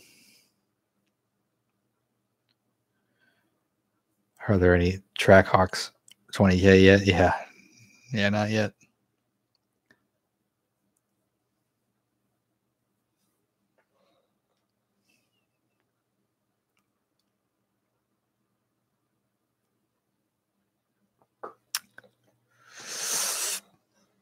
All right, guys. Hey, let me do a drawing. Let me do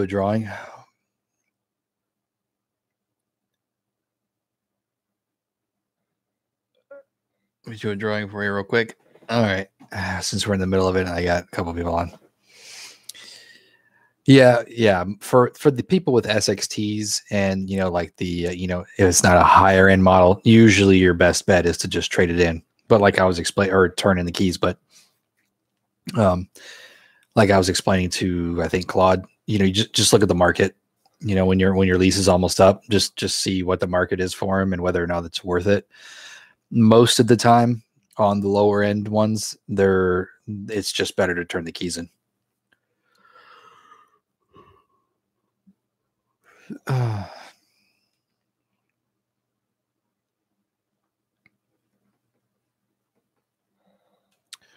All right, cool. So let me pull up my channel. Oh, I think I can do it from right here. Okay, let's see. Yep, I sure can. All right, hang on, guys.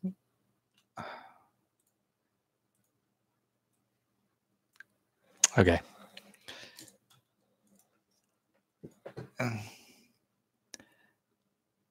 This is just the ghetto way of doing it. It's like whatever. All right, so I'm going to do a drawing here. Yoink. And you can see over here, pick a winner. Yoink. Right, contest on this video. Click the button below to pick a random commenter. Why can't I pick a winner?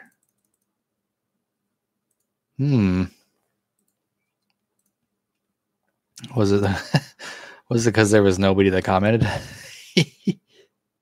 wonder if I have any comments on that one.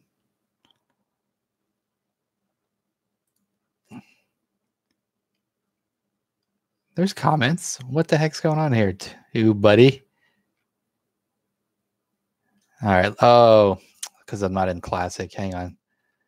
Maybe that's what it is. Give me just a second, guys. All right. Videos. Video.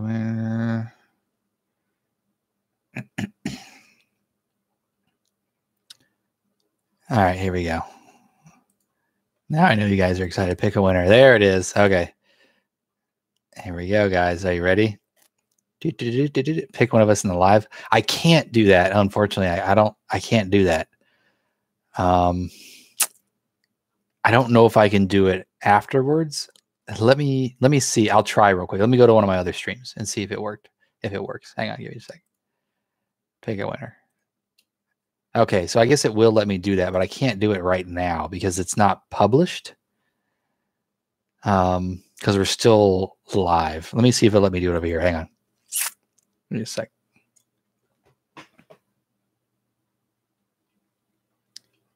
And I just like crashed it. Pop out chat, participants.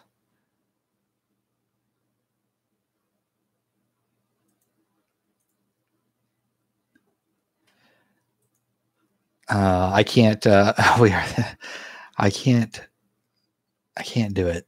I can't do it, guys. I can't do it. Unless you just want me to do it after the live stream. Let me know. Do you want me to just? It looks like I can do it once it's published, but I can't do it right now because it's not published yet. Street extra technology. What do you guys want me to do it? Out of the live stream and then just contact you and comment and reply, or do it from the last live stream?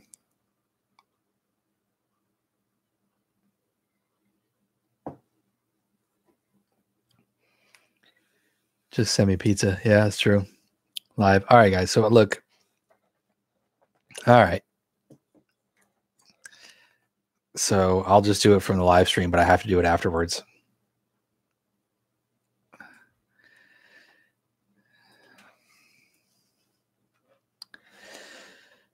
Okay, so I'll do that afterwards. I'll see if there's a way that I can figure out how to do it, but I want to be fair, and I can't just randomly pick somebody. Let me try this. Let's see what happens when I do this.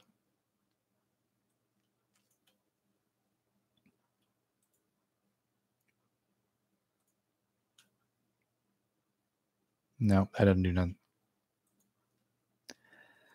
All right, guys. So yeah, I'm just gonna have to wait until it's over with, but then everybody that was in the chat gets pulled in there. So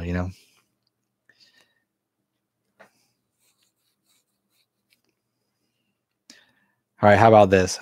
Yeah, there's quite a few comments in here, and everyone's been in for a while. So how about I'll just scroll up and down here. Look, you ready for that? This is super ghetto.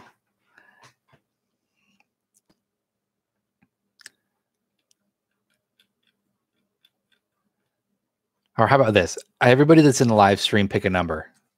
This is like, I could have thought about that. Right? Everybody that's in the live stream, pick a number 1 through 100. How about that? And just post it. So pick a number 1 through 100, and I'll have a number in my head, and whoever gets closest to it, no over, under, it doesn't matter. Just pick a number, and whoever's closest to it will be the winner. How about that?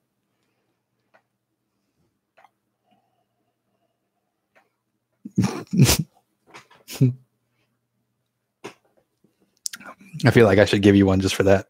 That was pretty good.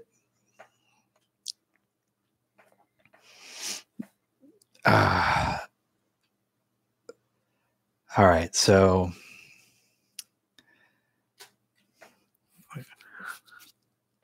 only one entry per person. Oh my God.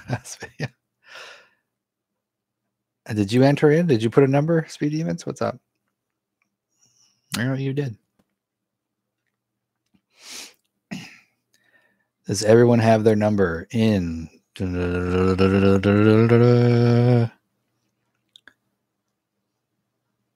Hey, Speed Demons, you going to put a number in or no?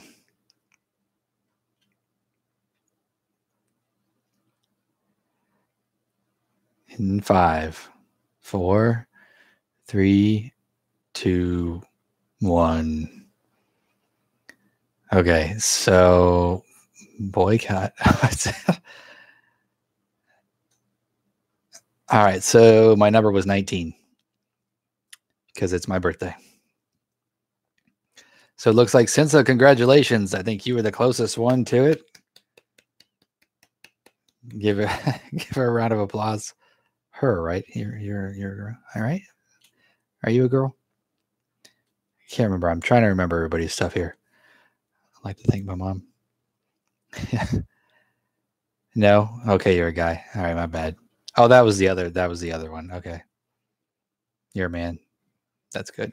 Well, you never know in today's world, Okay, so shoot me your address, and I will send you something once I get the stuff in. Now the stuff's not in quite yet, so you just have to give me a little bit, and I will shoot it out to you because I also got to get one over to the other guy. The name's too far. I was getting confused with the other person that said that they were a girl that was, waiting to get something. So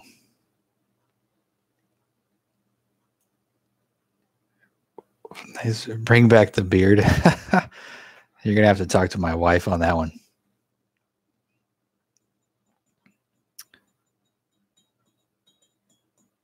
Beard yank. Yeah. It didn't grow. It didn't grow that good. It's patchy on the sides, and I just need to get rid of this thing. I hate looking at this. I'm not a big guy, really. See, I'm not. You see me walking in the room. Look, see? I mean, it's not like I got a big belly, but damn, this thing right here. It's like it's where all my weight goes. Ticks me off. It's like I want to put my camera up here. I feel like I'm a chick. Yeah, the beard. That's the one thing the beard does, is it kind of makes the it makes the double chin go away. The Hellcat apple. Thanks, man. That's this thing. My budget.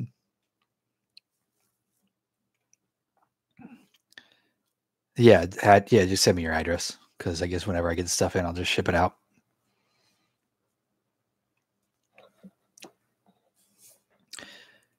All right, guys. Well, we've been hanging out for a little while. I appreciate it. But I think when this beer is done, we'll probably be done here.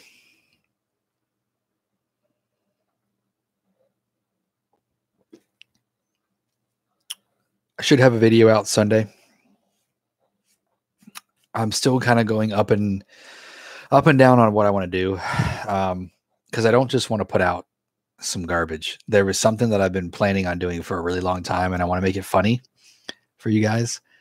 And I want it to be good, so I don't want to rush it. If I don't think I can come up with good enough ways of doing it, then I'm just going to wait and make sure it's perfect. How do you say this? Sinisa? Is it Sinisa? I don't know. I'm sorry. I'm bad with this stuff. You can actually, I have literally one of my last videos was about all the cars I owned. Just call me Sam. Okay. I like Sam. If you go back, and I'll just tell you right now, it was a 1983 Pontiac Parisienne station wagon with the roof cut off of it, painted camouflage. And you might be sitting here going, "No, this guy's full of shit." Well, go back in my channel, look at my videos, and look for the video called "My Hellcat Replacement" and all the cars I've owned, and watch that video. There's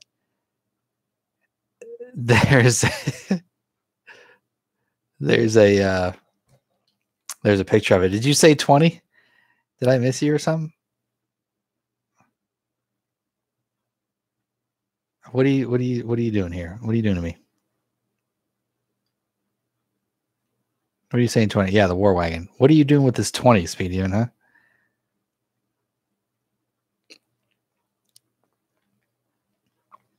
Were you late? Did you go to the bathroom or something, or what?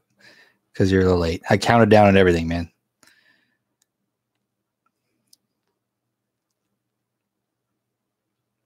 Is connection not good or something?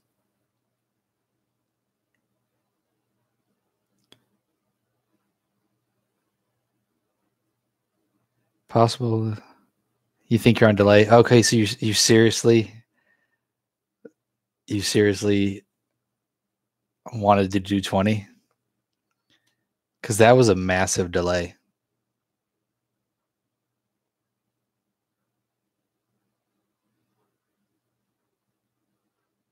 Yeah, then 19. Yeah, exactly.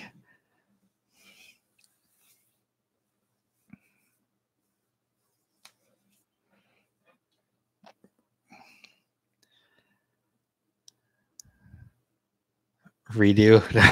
Doing a redo. Sorry.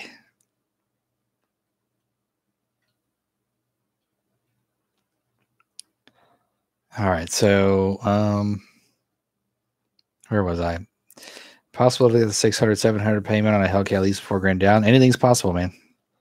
Anything is possible. But yeah, that doesn't sound too far fetched. I mean, they're leasing pretty good right now. You put $4,000 down. Excuse me. It'd probably be right around there.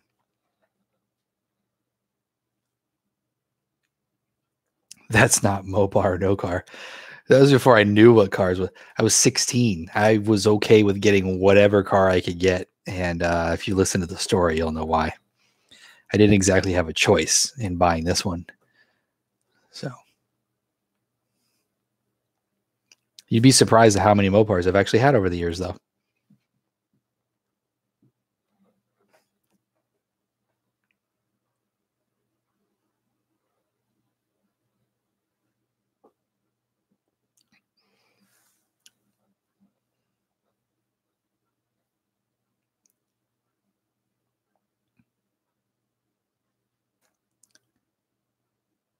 Yeah, I think an 04 is 20 years newer than my car that I had.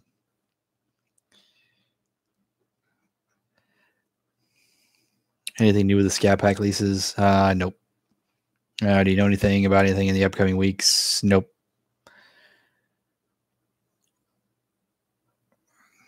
Yep, I learned to drive stick on a 1978 Volkswagen Beetle.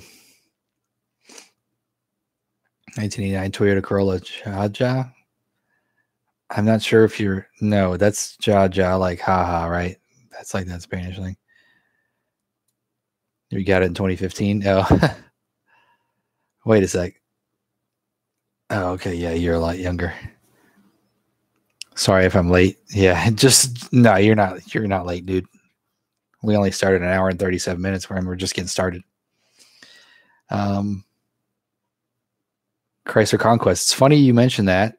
I don't know if you watched my video or not, but I did have a Dodge Daytona. So that's right around that same era and the same, basically same car. So I had one for like, I only had it for like a week or two when it was running, if you watched the video. It was automatic though. I didn't know what I was getting into back then. I gave money to somebody that had a Shelby, a Dodge Daytona Shelby, which had like all the ground effects kit on it and the souped up turbo motor and all that stuff. And he screwed me over and never gave me the car. Still to this day, I got hate.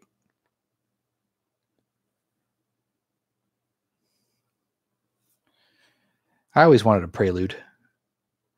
I always thought the Preludes were cool cars. And that was when I had the Preludes with the big triangular headlights and then the slim or triangular taillights. That's the model that I liked. I always liked those cars.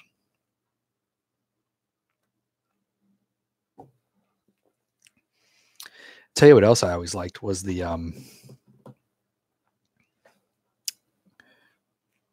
TSX.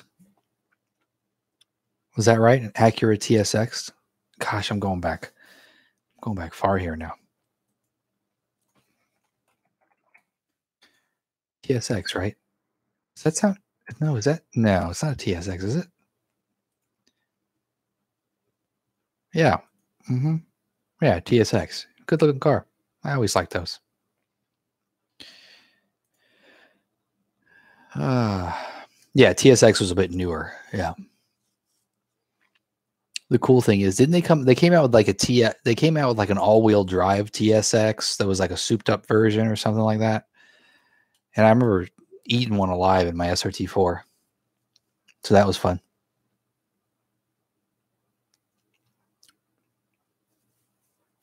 He stalled it. I caught on a stick pretty quick. I mean, don't get me wrong, my Volkswagen Beetle weighed, who knows, 1,200 pounds or something. So it's like you didn't have to work the clutch too much and it would just go. I had an 89 Conquest. The Conquests were bad. They were bad as in badass if you can get them to run, you know?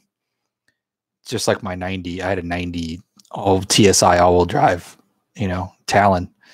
That was a beast. if it ever ran.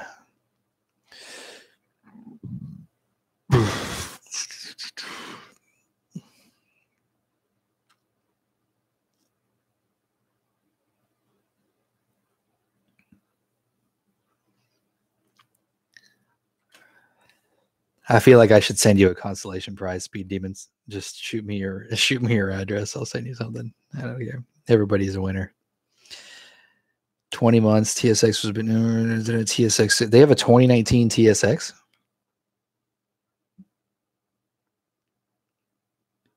Yeah, I've been DSM for a long. I had a couple of them, man. I've been Viper motor on fire. Dude, I remember. Dude, you just reminded me of something about a wiper motor. My TSI all-wheel drive had a rear washer nozzle, and for whatever reason, I took a needle and I turned it to where it would perfectly squirt back on the car behind me. And I had the most fun with that. It was so stupid. What cars could, if a car was behind me, I could hit my little windshield washer in the back and it would squirt on the car behind me. It's dumb stuff.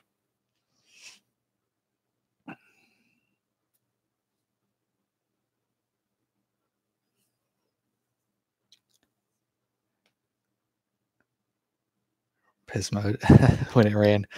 Yeah, you should watch I don't know if you did, but you should watch my video of my Hellcat replacement with all my cars I've had. I tell a little story about kind of each car I had and stuff. It's a trip down memory lane for me, but most people probably don't give a shit.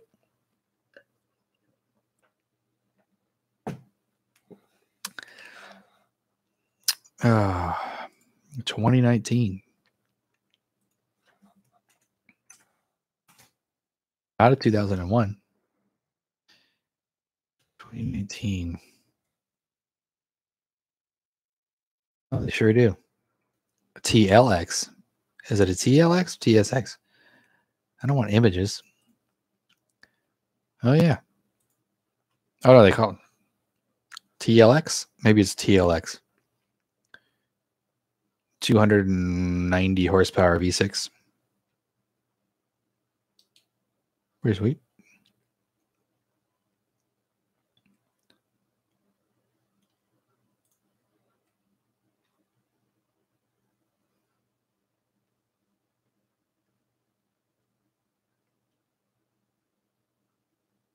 Oh yeah, I keep forgetting that you're I keep forgetting that you're Sean, my bad.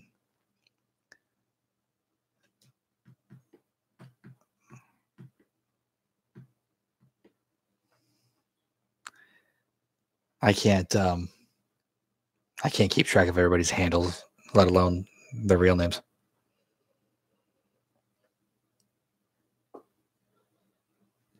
But I know you look familiar.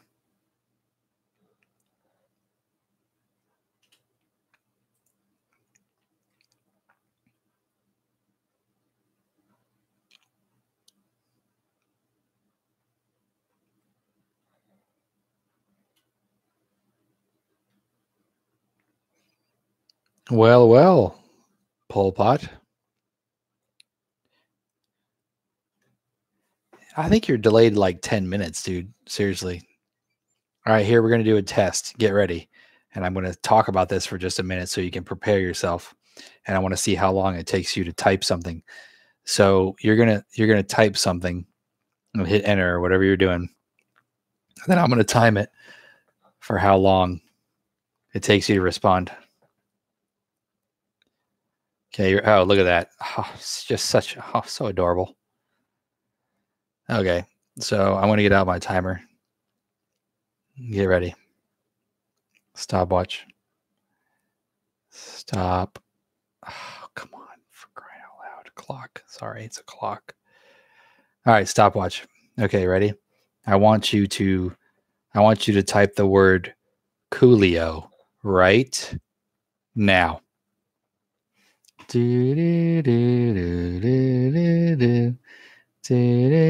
Oh, not you.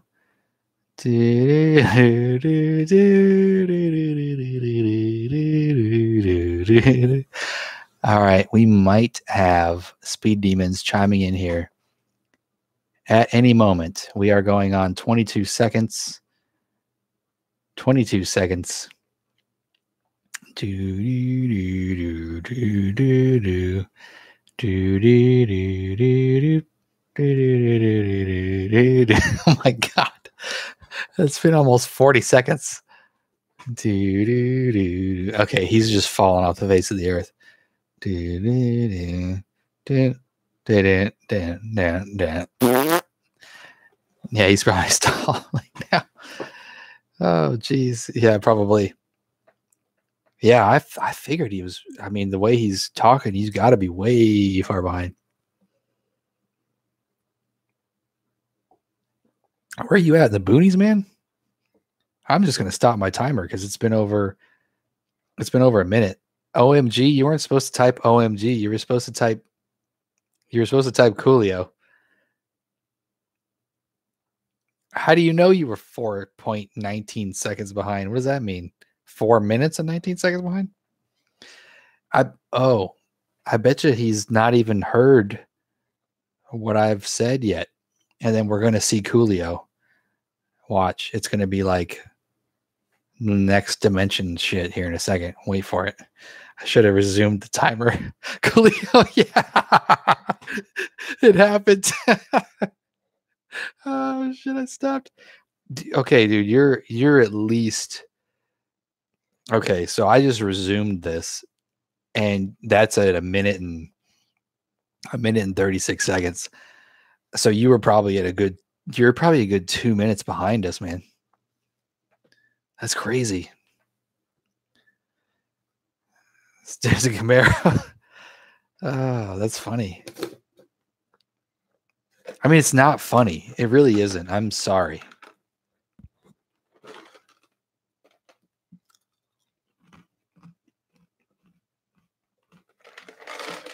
Venus?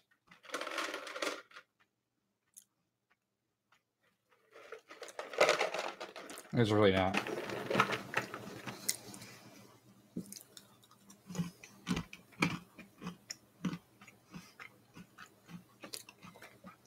Are you serious? All right. So do we have to do this again? Do we have to do the test again?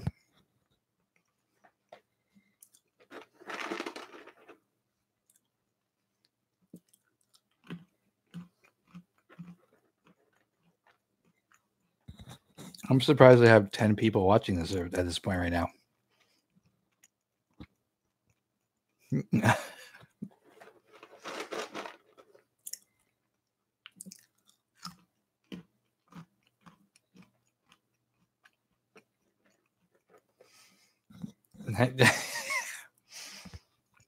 Hmm.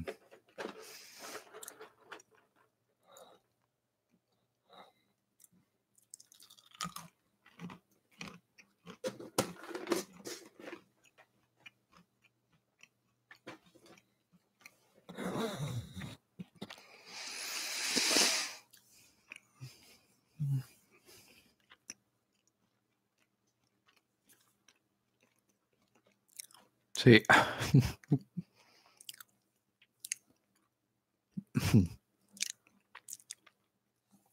That's great. Good stuff, guys. Good. I might as well go get another beer, huh?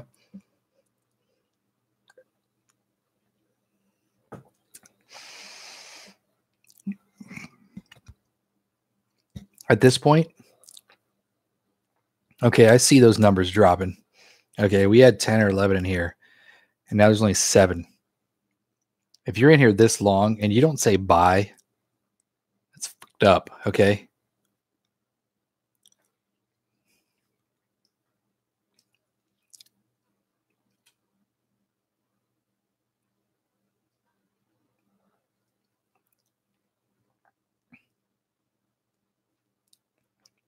All right.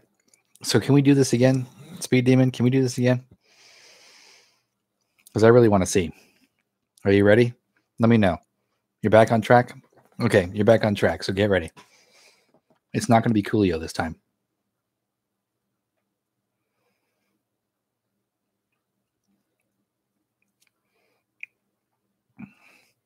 All right, see you, Gio. All right, so here we go. You ready? You're going to type. Get ready. Okay, this is the word you're going to type. Get ready. I'm going to say go. You're going to say angel. And you're going to say it in 3, 2. Okay, that was pretty quick. That was pretty. Where the hell have you been the entire live stream? That was quick. That was like 3 seconds, and you're there.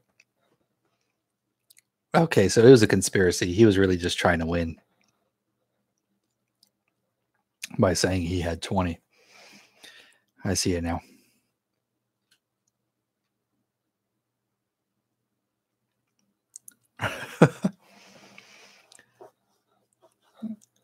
I left to get beer and my AirPods died. Okay. Okay, so we're at a turning point right here, right now, guys. Okay. It's 11 o'clock where I come from, but I don't have to work tomorrow. And I've got like a swig of beer left. It might be a little bit too late for me to start playing video games.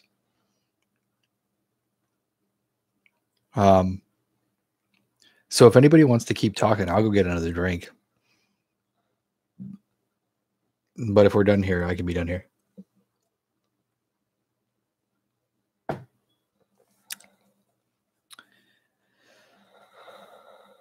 Okay.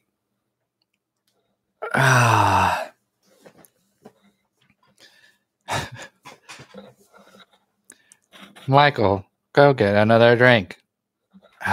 Okay, kid.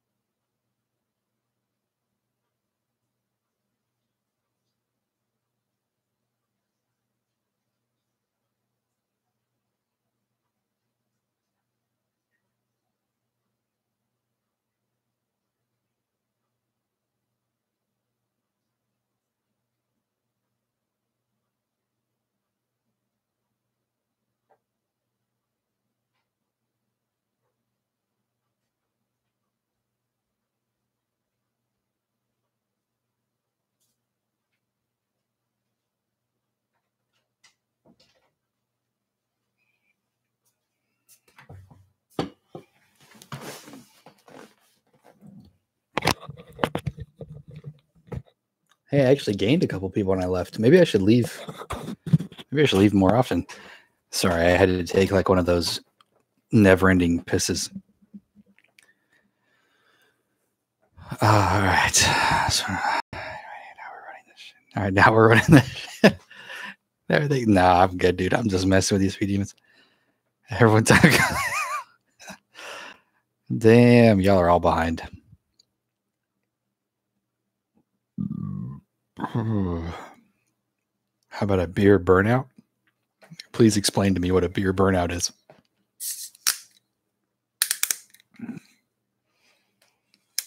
I could cancel this live stream, go hop in my car, go live from my phone or from my GoPro. I can do that now. I can go live from my GoPro and then just start doing dumb shit. Does that sound fun?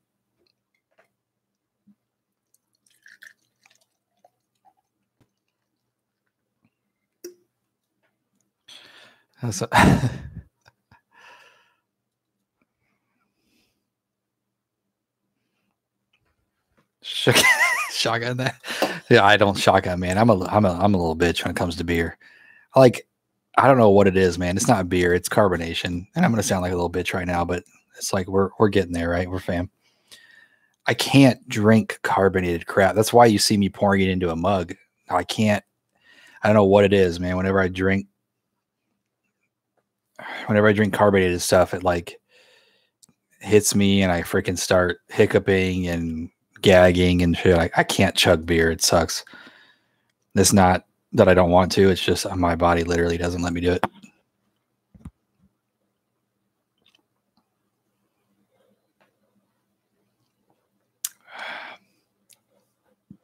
Would I trade my Hellcat for the new wide body Charger? That all depends on money, man. I mean, if it's anything like the here's the thing, and I talked about this a little bit earlier in the stream. I don't think they're just going to do a wide body when they're about to redo the whole Charger. So let's say they did just do that, though. Let's say they just came out with a wide body like they did the Challenger. Then no, I want to wait until they redo the whole Charger to see what it's like. So if that answers your question a little bit. Now, if they did both, the wide body was incorporated into the new, complete redesign, well, then that's a different story. But if all they literally do is just slap on a wide body kit, I'll wait. But I'm also payment driven. I just don't like a massive payment in a car payment, just in case shit hits the fan. I like to have a relatively lower payment. So, I mean, if I add a wide body, $6,000, and if I even got half decent, the deal I got now, which I wouldn't because it's new, I'd have to wait another year to get the deal I got or whatever. I'd be stacking on probably $6,000 at least, another $200, $700 a month payment. I don't want to do it.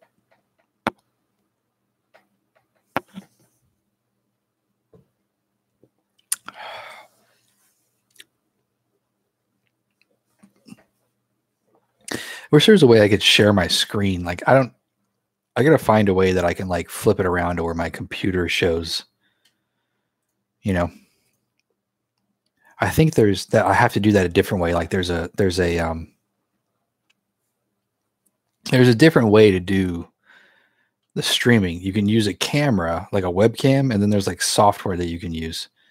And then I think you can do like a bunch of other stuff. So once I figure that out, it might be neater. And then we can do some interesting stuff. Like, I don't know, would be cool to go down memory lane or something and show. Has anyone checked out my old videos? I know there's not a lot of people in here, but the people that are left are hardcore bros.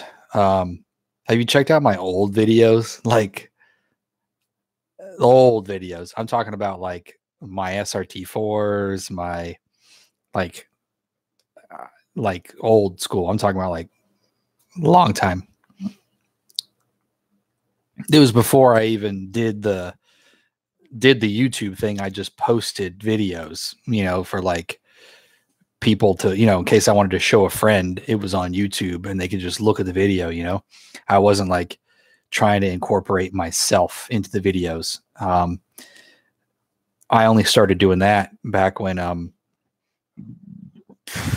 had the Scat Pack for probably about a year. And I got my Invisalign. Figured I'd start doing both at the same time, like do a vlog about my Invisalign and then do a video on my Scat Pack. But if you go back, there's a bunch of cool little racing videos and stuff I've done with my SRT4. I race a bunch of cars. I race Vipers. I race other SRT4s. I race Firebirds and stuff. And if you guys like guns, there's actually a bunch of cool videos on guns and stuff. But you got to dig deep. You got to pretty much just like scroll through my videos and stuff. But I mean, they're fun. Some cool videos. I have like a Saline, an actual, not like a Mustang Saline, like an actual Saline S7. that showed up at our local track and stuff. So there's a bunch of cool videos I have on there for over the years.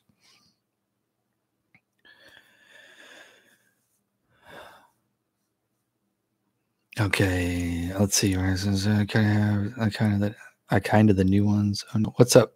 How do I say your name? Dunson or Donasan? Not like you're gonna be able to tell me that. I know who you are. I gave you a hat.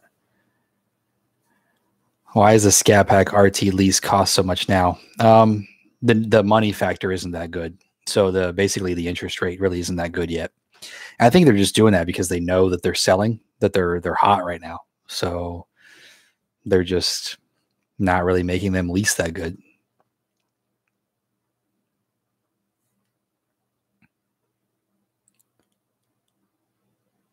So Dunasan 707. I get that right? Okay. What does that mean? Is that like your name or something? Or oh look, my beer got full again. The glory and joy of 16-ounce bottles.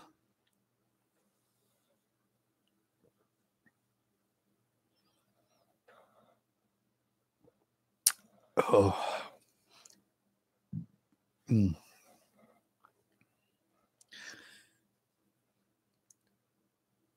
Clearwater? Yeah, Clearwater's not too far away from me. I go to Clearwater Beach a couple times. Clearwater's probably like a good 2 hours.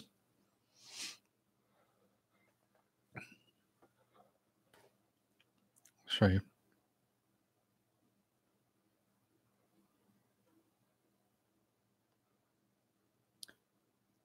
Last name is Jones and added the sand. Donis sand. Add the sand. Okay, cool.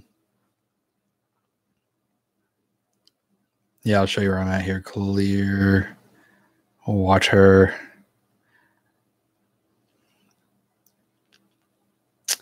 Well, yeah, I know where Clearwater is, bitch.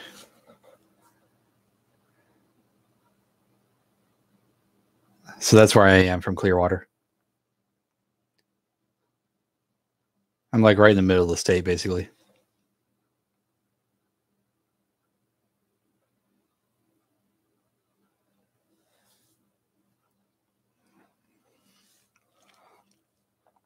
Yeah, I was right. About 2 hours.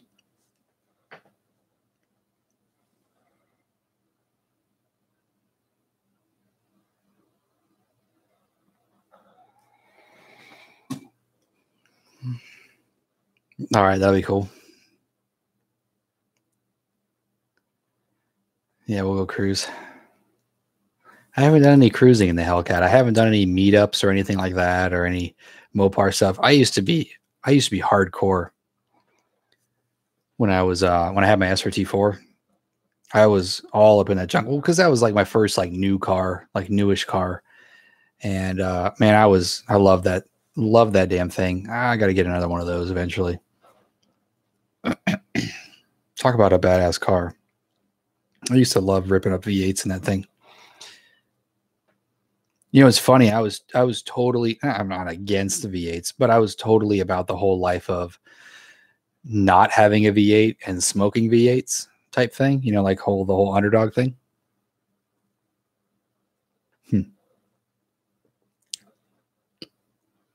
But then that was when then they stopped making the hot 4-cylinders. Really,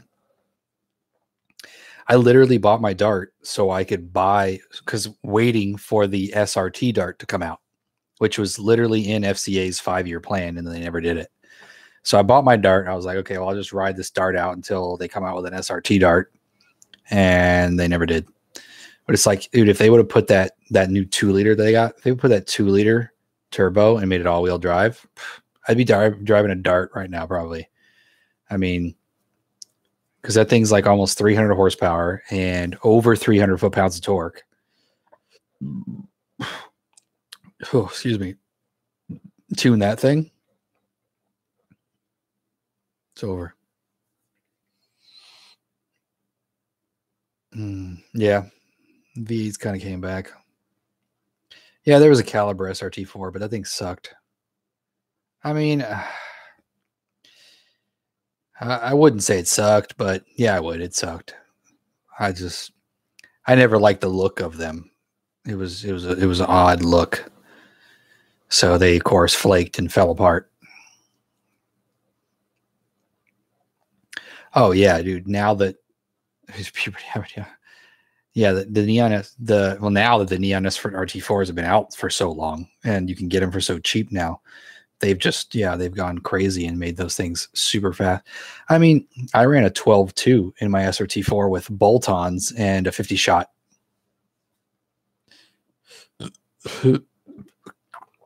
And that was with a stupid, like, wasn't even tuned. If I had the tuner that I eventually got on it and the two-step, it was an 11-second car. Just with a stock turbo. And I think I ran 300. It was only like 320 at the wheels when I dynoed it with the nitrous. Cold. Never even got a bottle warmer or anything. Still not tuned. So, I mean, if I were to tune that thing, it would be nasty. Yeah, I had Traeger. Here, this is what I want to do. Like, I want to, every time me and my friends drink, we can like get together and we just pull up YouTube and start showing old videos and dumb shit. It's kind of what I feel like I want to do right now. Has nobody watched my SRT video? This is probably going to be pretty lame, but I'm going to show it to you anyway. Dude, all the old stuff looks like it was taken on a freaking potato.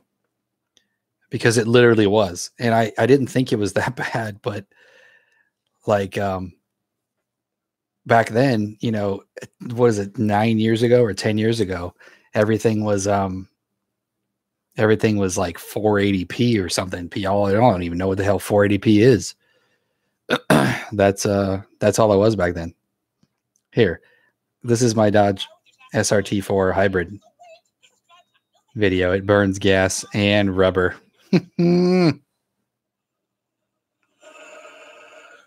it out.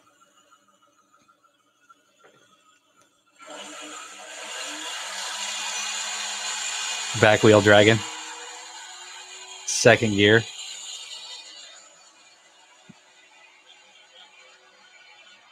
Yeah. Get some.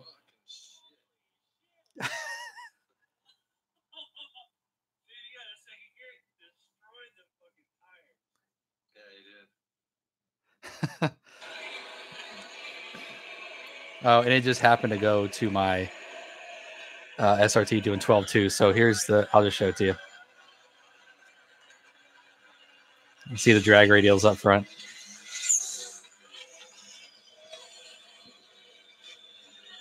I don't even know how to get them.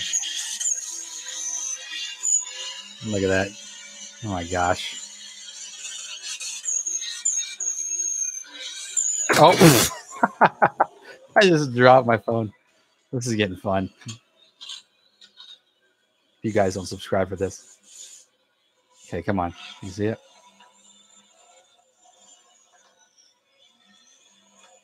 God, the focus. Where's my focus?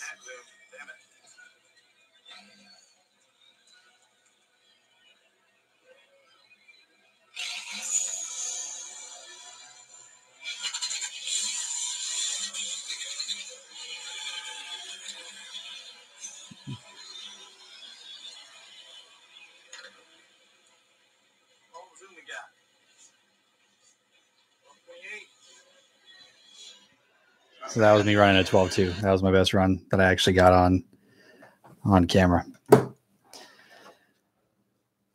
But it's fun times. I got a lot of videos and a lot of fun times with that car. There's flames spitting out the exhaust from my two-step, and that was 9 years ago. So it's good stuff. Fun car. I had probably a good 50 time slips with that car, and 50 shot of nitrous. And I mean, I to say that I beat the crap out of the car pretty much everywhere I went was an understatement. Because you just can't drive a car like that easy. I mean, you just want to get into it pretty much everywhere because it was just so much damn fun. All right, GOC, man.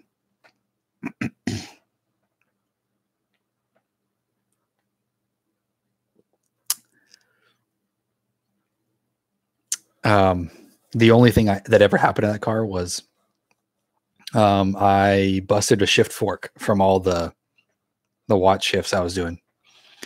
And I mean, you just take off the top plate and then replace the shift fork. But I didn't know what it was. And I said to hell with it. And some guy had a whole rebuilt transmission from the guy that worked for Chrysler building transmissions. He had a whole rebuilt transmission. So I just bought it and swapped it. But it actually ended up being just a shift fork.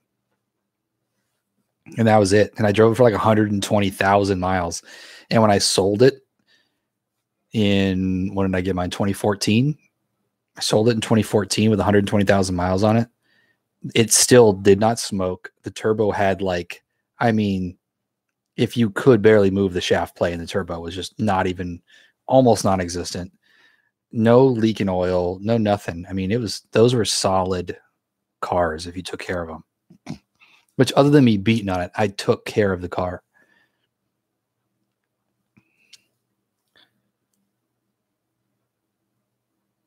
All right, so the remote parts hot dog. They went out as much. Nobody gets more. That's it. Yeah, the blow off valve. I had the blow off valve. I had a HKS blow off valve, and I had that purple insert. No. It was the standard insert that made that whistling noise. I eventually changed it to the purple one, which actually just made more of a. Okay, hang on. Okay. Excuse me. It made it was like a big rush of air and then a high pitched noise. And then I just took the insert out all together, and then it was just like a big, and that's what I left it as. The last few years I had it.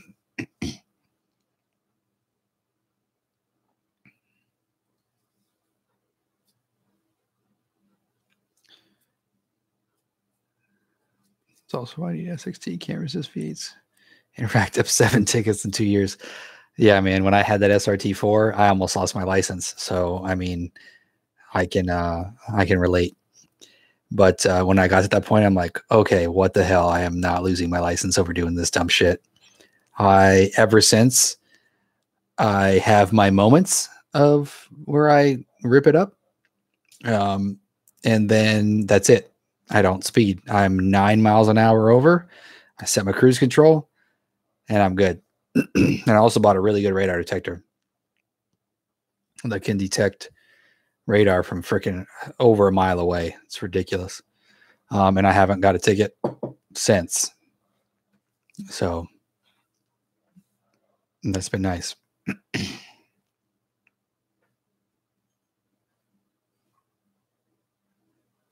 Yeah, then I got a Hellcat. Exactly. Yeah, I know.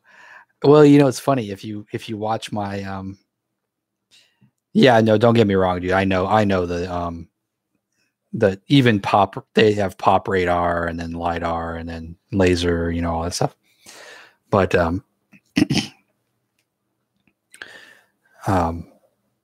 if they are running, just sitting there running radar, at least you'll pick it up.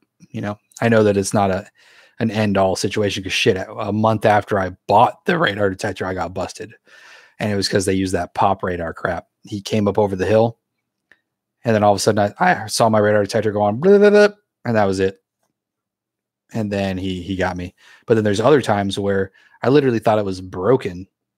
Oh, I know who you're talking about. You're about the SRT4. You're talking about Red Rocket. He was just on 1320 video. Is that the one you're talking about? It's red, has carbon fiber on it.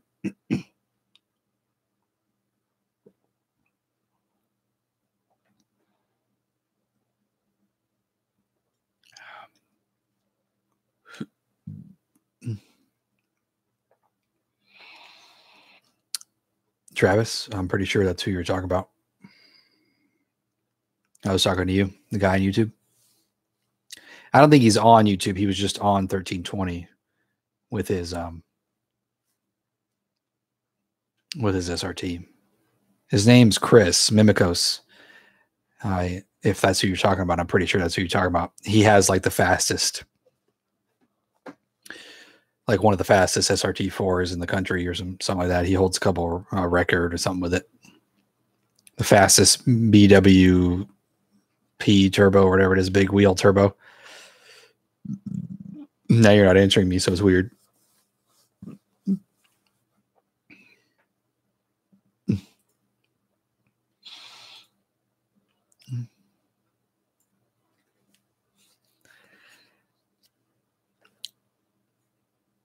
Yeah, you can't hear it going off. I have mine mounted up above, like right above my eyesight, like where the visor is, so I can just kind of look by the lights.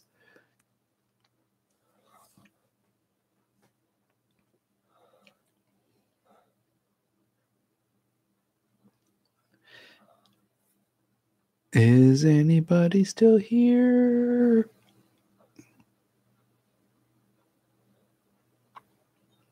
You know, somebody else mentioned Kevin Van Voris, and I have not watched him, but I guess I should. So I don't have time to watch other people's stuff.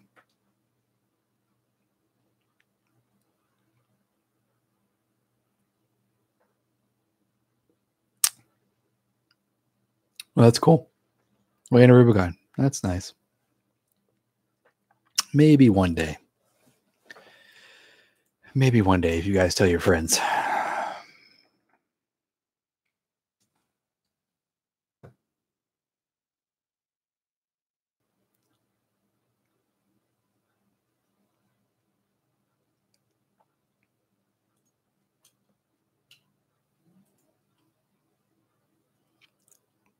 $50K. Okay. I'll have to check them out.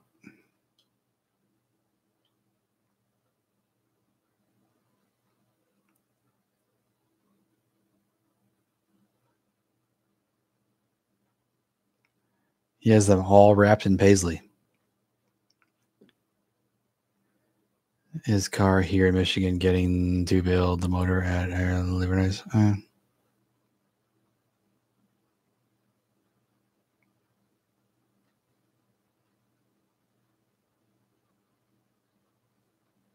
Cool. I'll have to check them out.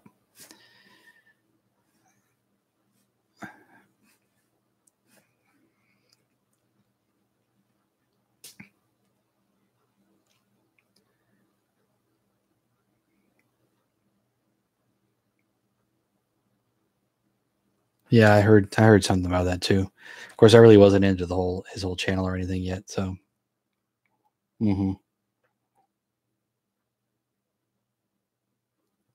Oh, Tall Guy did too.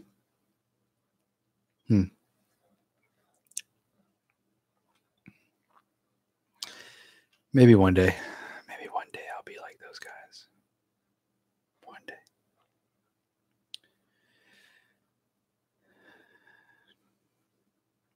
Yeah, it's interesting how that works. You know, I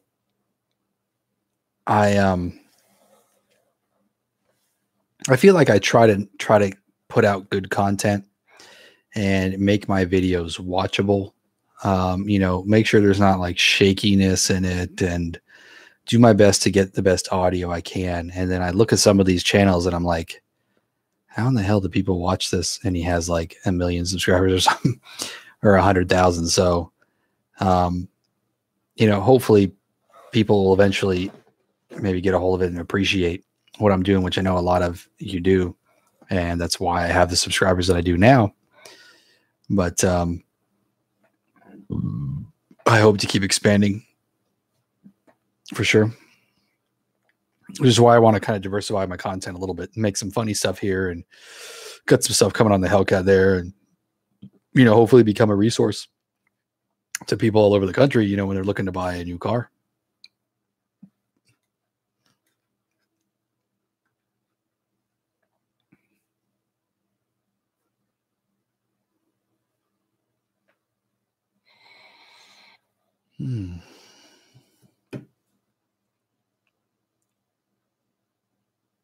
Captain McFunk. You guys seen this guy's charger, Captain McFunk? It's pretty freaking sick. Like I'm sitting here. It's all good. Mopar fame, baby. He's got a sick wrapped green charger.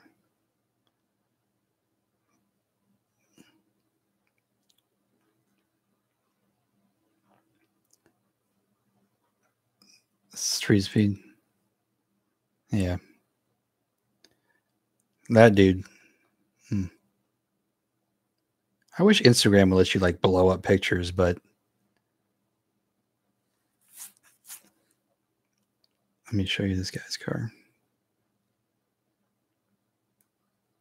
I don't know how great this is going to be, but you should go check out this car on Instagram. The color is probably going to suck, and you're not really going to be able to tell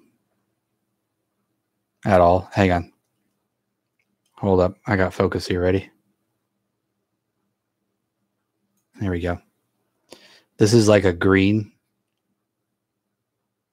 It's like a green with bronze wheels. I don't know what that is. See, I think it's pretty sick. He's even wrapped his nostrils. It's not F8 green. I know you probably won't be able to like see it very well. It's like a wrapped darker green. It's actually really sick looking. If you have the right, like if it's on your screen and you see it. Oh yeah. Maybe that one gives you a little. Oh, is that a video? I don't know. Anyway, it's pretty sweet looking. It's a lot lighter than F8 green, and it's a lot more. Whoops. And a lot more like shiny, I guess. I don't know. It's pretty cool.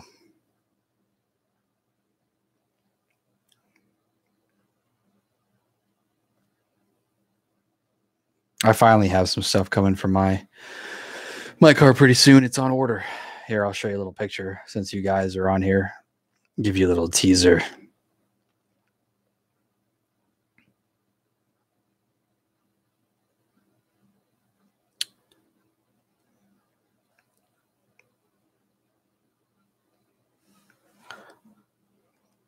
Oh, what is that? Is that vinyl? What?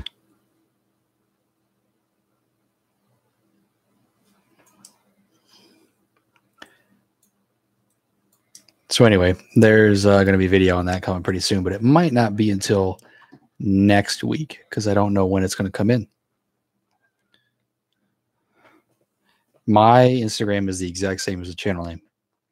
Make sure you go over there and follow me. Look me up on Facebook too. So I need some followers on my Facebook page. It's just quiX09 though. It's like facebook.com/quiX09. And I'm typing and I'm not even typing anywhere.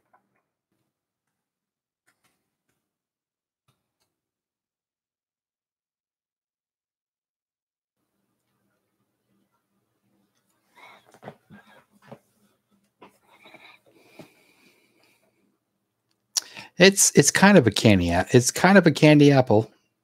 Yeah, I could say that. It's sweet. I like it.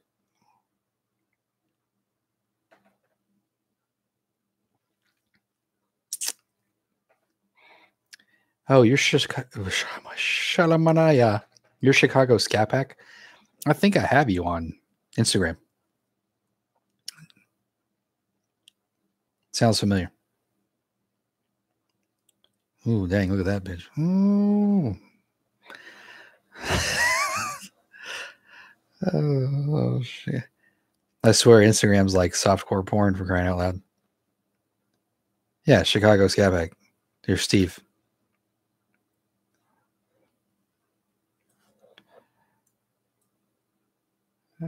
Boom.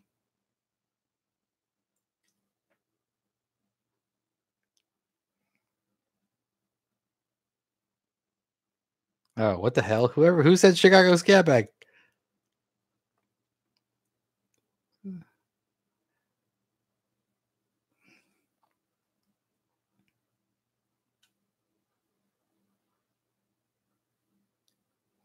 am I tripping out now? Who said Chicago? Nate Nation crashing his car. Chicago Spec on Instagram. I guess. I mean, I don't know him, but he's on my Instagram. FA Green getting Mopar is huge in Texas. That's where most of these YouTubers are. Yeah, with the exception of you and SRT Mush. Yeah, I know. I'm like, everyone's in Texas. Oh, whoops. Ooh. Okay. Nope. Not going to be 2 stripes on the side, even though that's how I did it. I did that to trick you.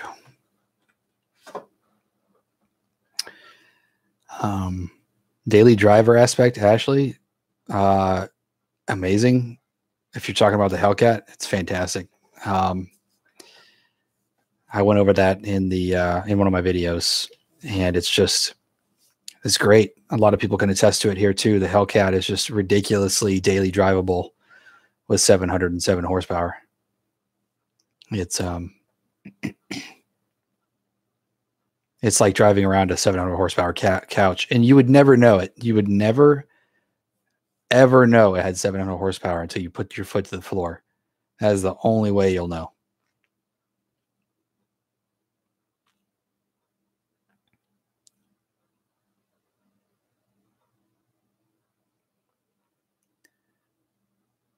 Travis, what do you mean you started with RP Productions? I actually talked to Riley about helping him purchase a car not too long ago on his Facebook. It was random. It was kind of random how we meted, but how we met. Wow. I literally just said meted. I don't think I've ever said meted in my entire life. And I've only had like 4 Miller Lights.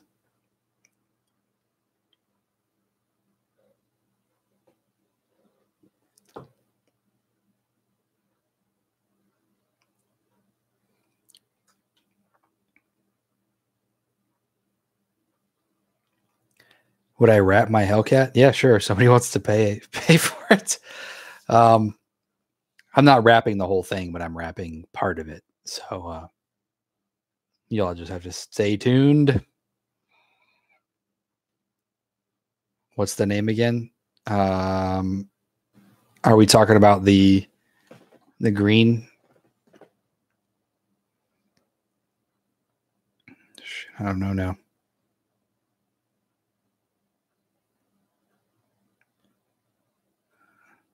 I lost it.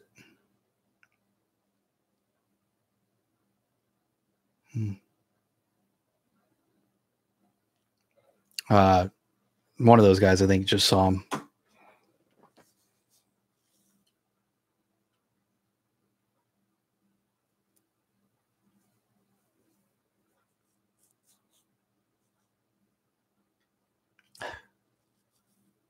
Black key or red key percentage? Yeah, I don't think there's even I don't even know where my black key is. MPG? MPG goes in the freaking toilet.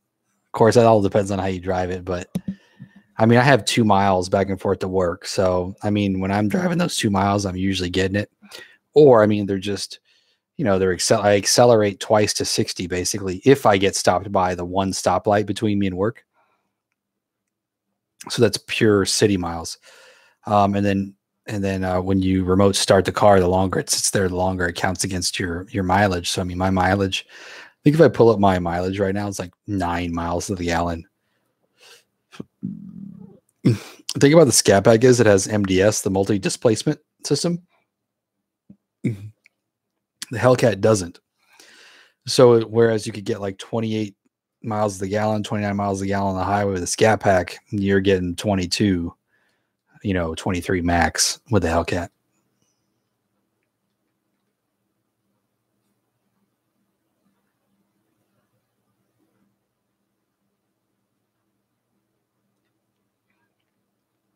It's funny, Sinisa, that you bring up Sam, right? Sam. It's funny that you bring up renting a Hellcat. I actually just threw up my Hellcat on Turo today just to see if anybody would even be interested. Because since I don't really drive it that much, and I'm like, hey, well, if I can make a couple bucks and pay the car payment or whatever, I mean, I got a Miata I could drive, so it's not like I don't have another car. You know, and somebody else could enjoy it. I was like, might as well try it. I wanted one on Turo, so I didn't have to buy one. Wasn't any. Okay.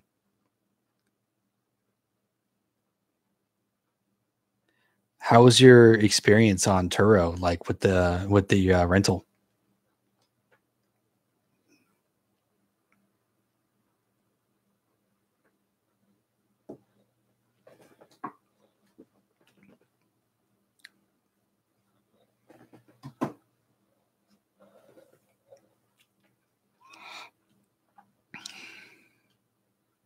There's a bunch of stuff near me in Miami and Orlando. There's ridiculous stuff. I mean, you can rent just about anything you damn near want, but it's like $1,000 a day. There's so many cars in Miami, like so many car rental companies in Miami.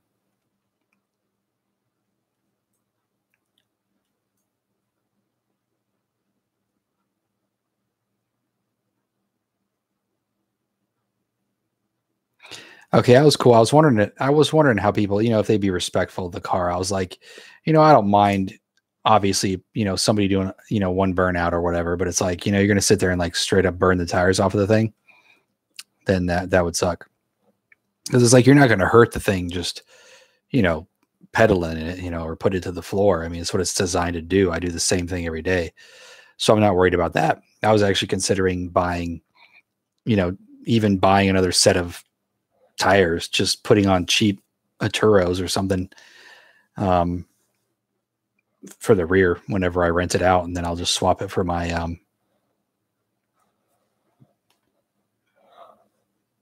drag radials.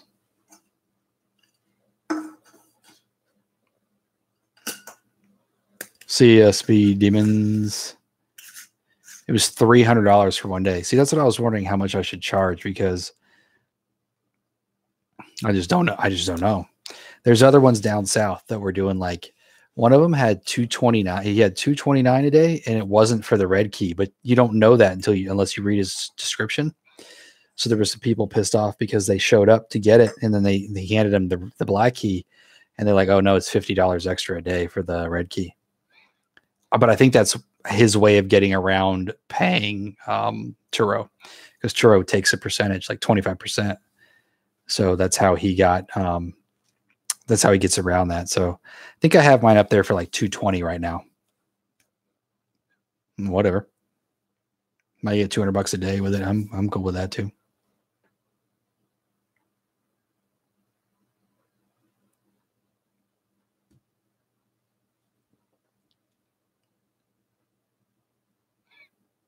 Yeah, it's stolen.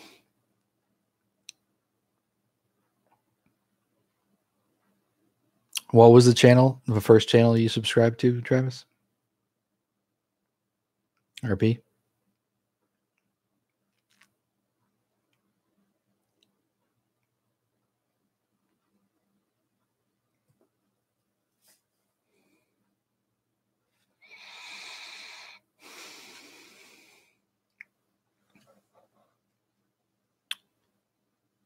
Ashley, the redesign. I don't think anything about it right now. I don't want to put any speculations out.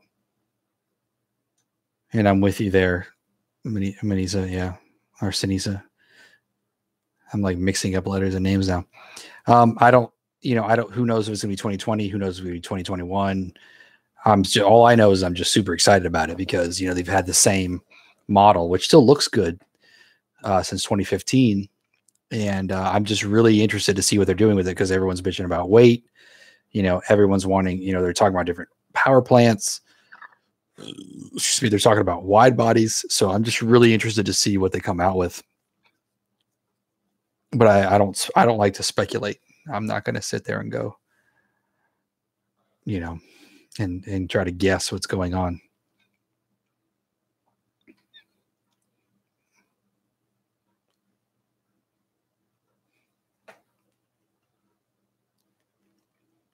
What did I just think I missed? Oh yeah, Les Smith, 1320 Challenger option has been removed from the Dodge website. You hold on. Are you still in here, Les? Because the website sucks. I'll admit that, and I work for FCA.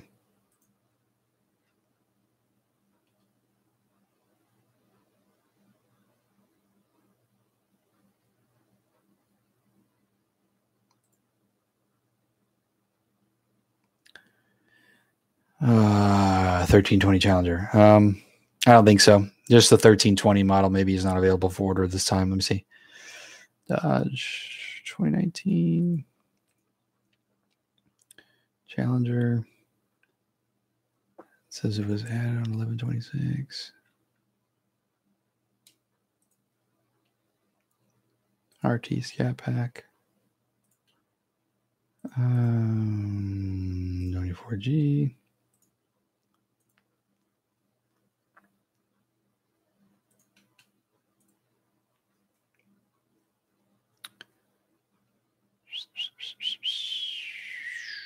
$13.20 drag pack.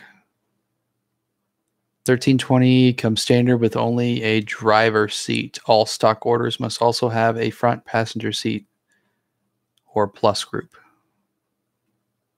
Nope. You can still order it.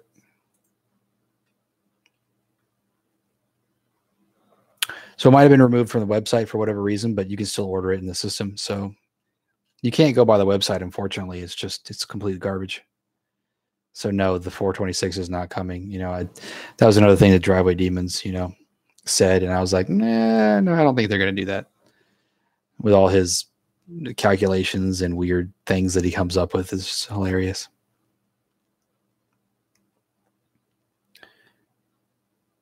Okay, let me go back. Just to give a little background on RP Productions, Riley. I started following him when the Scat Pack came out. I was like, oh, sweet. This is the car that I want, the Scat Pack. That's awesome. SRT for less money. That's bringing me within range of, being able to have a dream car as of back then. And he got his Scat Pack, which was that Plum Crazy one. And I don't know what it was. I just Googled it and I came across his channel, and it was his video of him just getting it. And he was talking about it on the top of the car, top of the like parking garage. And I was like, damn, that thing is sexy. And I just followed him from there. I just kind of watched him progress. And then he eventually got the Hellcat. And then I was like, okay, cool. He's got the Hellcat. He's blowing up and all that stuff. And then when he got the, what the hell? What car did he get after that? He traded in for something that wasn't I think it was a Corvette or something. I don't know. And then I was like, no. It was a Camaro. He got a Camaro. No, he got a Camaro. He got that blue ZL1 or something. It was like a track edition or something. He traded his Scat Pack for a Camaro. Then he got the Corvette. And that's when I was like, yeah, SS1LE. And I was just like, I'm done. And I really didn't watch anything after that. It's like, I'm not going to say I'm not going to do that, but I don't think I would do that. Like if I built my channel over Mopar, like that's what I'm going to stay with, or at least have one. Like, it's okay. Like if you're going to buy other ones, still have your Mopar, and then you can buy another car. Like, I don't know. That's just me, but I'll just stick with Mopar. But anyway, I'm not RP Productions, but a cool guy. We've talked private messages and stuff like that, and he's watched some of my videos, and he's a cool guy. I tried to help him find a charger, but then that's when he ended up buying his Mustang. So I tried to give him a good idea on what he would be paying for his charger. He didn't find anything that he really liked, and the people weren't doing business with him. So then that's when he went and found that Mustang.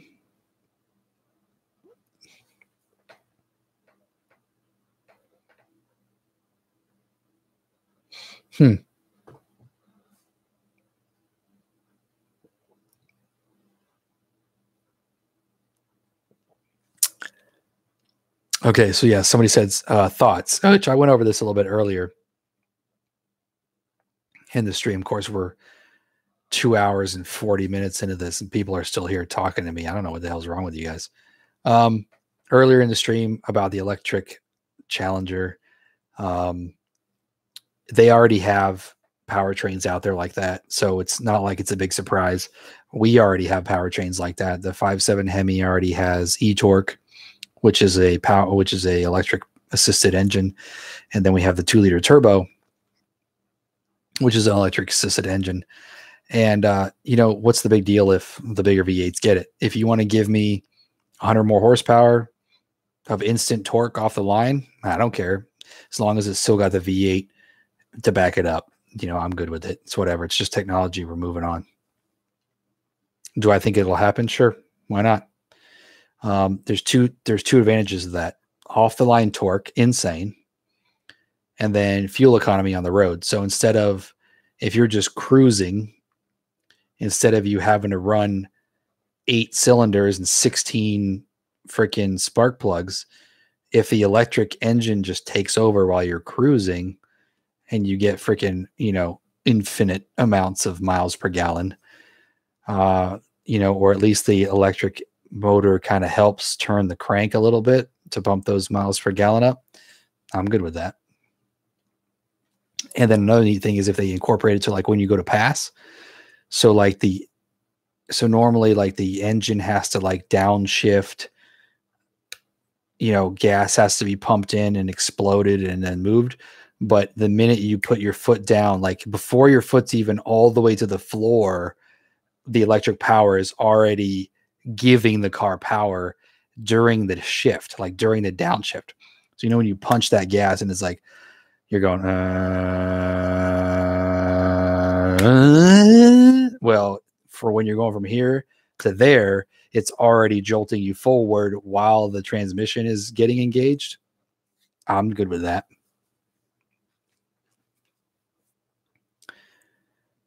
What's up? Soy me del forno me wow. How many keys do you give the Hellcat? 2 red, 2 black. You get 2 red and 1 black. Can you daily drive a Hellcat and valet 300? It's actually 500 horsepower mode. Or actually, no. Yeah, the valet is ridiculous. I don't know. Yeah, it's probably 300. Yeah, you could drive it if you wanted to, but I wouldn't do it. If anything, you just do the black key because it's bad. Valet mode's bad because like you don't have first gear. I wouldn't want to like pull out in front of traffic in valet mode. It's pretty restricted.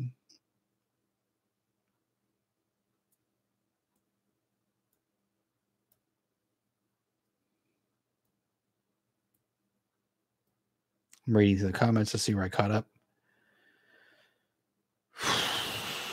It's not going to be all electric.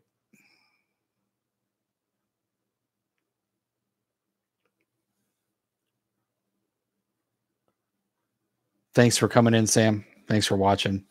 Hopefully you're a subscriber, and I'll see you on the next one. Yeah, thanks for hanging out. I did not think that this this one that had nothing to do with residuals and everything would go this long, and we're almost pushing 3 hours. So rock on. See you on the next one. Thanks for hanging out. Got a little bit left to go here.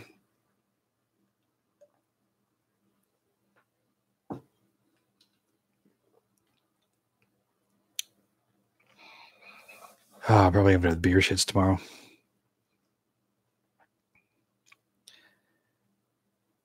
So Travis, earlier I asked you if you said yeah, that's where I started my Mopar addiction. Who were you talking about?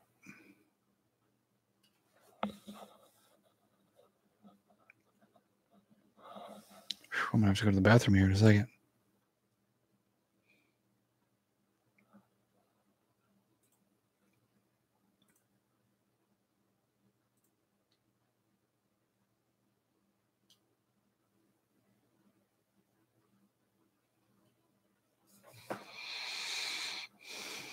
Could a Scat Pack run with a Hellcat? Well, it depends on what you're talking about.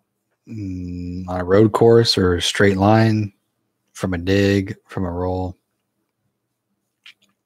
So you can definitely run with it. You know, I mean, it's only on paper, they're really best run to best run. They're only about a second apart in the quarter mile.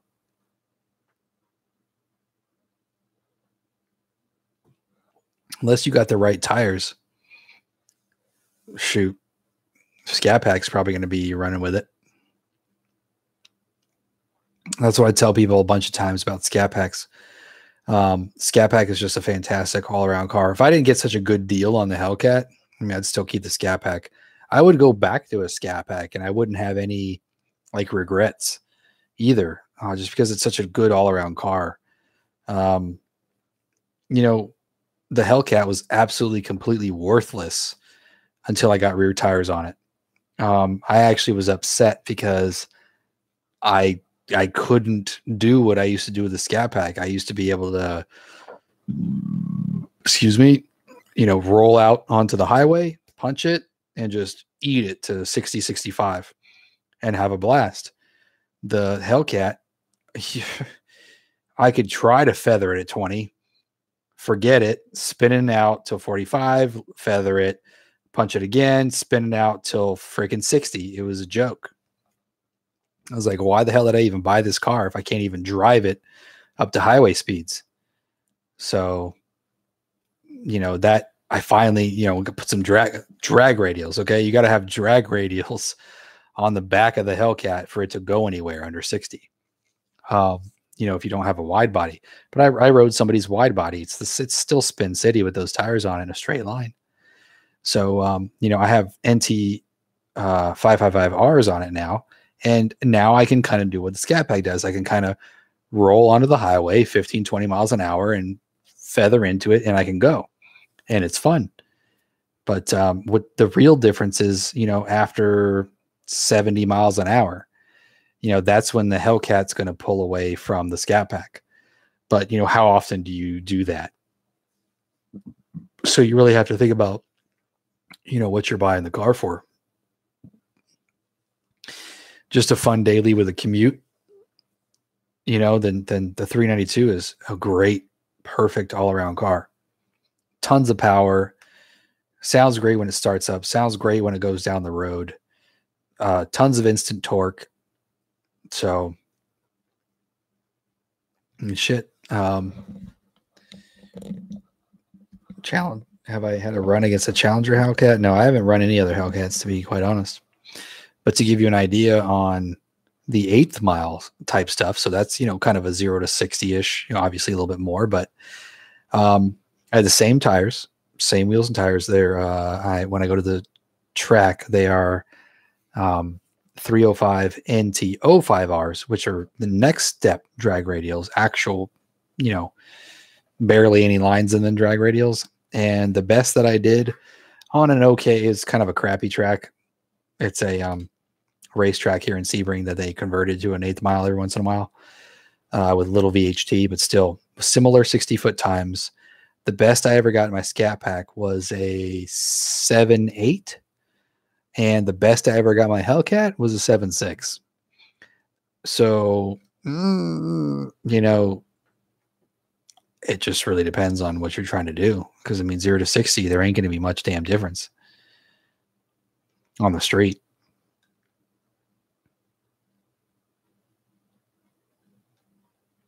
Do I get a lot of attention? Yeah, I thought you were talking about RP. Yeah. So you got onto him too with his Scat Pack. Me too. Do I get a lot of attention with my Hellcat? It's hard to say. I'm gonna say no. Just because I don't really go anywhere though. I don't really go anywhere or do anything with it. Again, I drive 2 miles back and forth to work, and with having 2 kids, I don't really do much else. So I don't really get a ton of attention. I don't know if that'd be different if I drove it everywhere, if I drove it a lot of places or something like that. I'll tell you what, I actually did get a lot. I don't know if it's because of the color. I feel like I got more attention with my Scat Pack, and I'm wondering if it's just because of the color. It was bright Go Mango orange with the carbon fiber stripes, and it was a hot looking car. But the thing I got with the Scat Pack is everybody thought it was a Hellcat. So I got a lot of attention with it, but everyone was like, damn, is that a Hellcat, bro? And I'm like, and then I have to go through the whole explanation thing, because it's like people know about a Hellcat and that's about it. So I'm like, no, it's called a Scat Pack. It's like an SRT, but it doesn't have it's not quite there. It's got the engine of a SRT. And then you lose them the minute you say that it's not a Hellcat. So, that's kind of what I went through with that.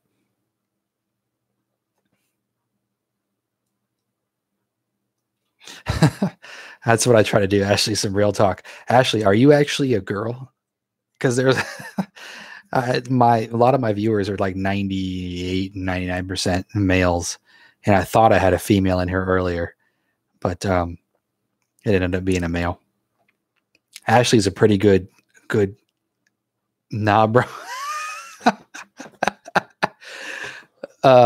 Okay, so you are a guy. Dude, I have a friend named Ashley. It's all good, but I mean, I assumed that maybe I'd have a girl in here, but I guess not.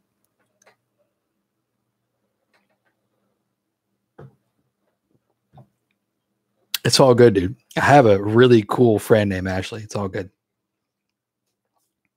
He's like couldn't choose my name. Hey man, if I had $1 for every time somebody said, Luke, I am your father, I'd have fucking $1 million right now. So I get it. I've been ridiculed about my name my whole life. I was just wondering if I had I can't really see your avatar. I see pink. I see pink and I see Ashley. I just put 2 and 2 together is all I did. So I'm down to 4 people now, guys. And that's all right. So I think I'm gonna get my live streamers all the way down to 0 when I get this beer done.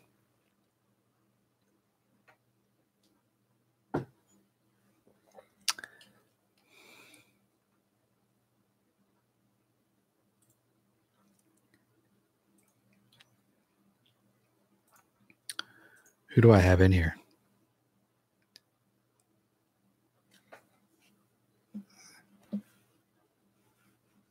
It says I have some people here that I don't think are in here. Man, I'm going to have to pee here pretty soon too.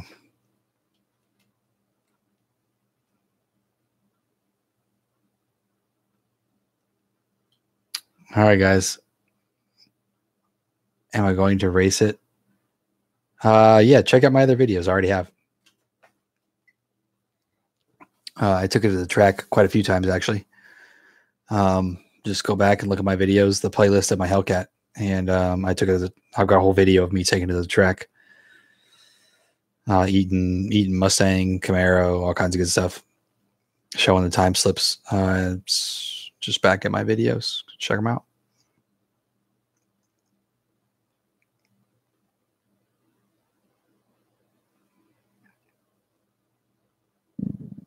That would be a tough decision. Other than the fact that it's a Ford. No, I'm just kidding. But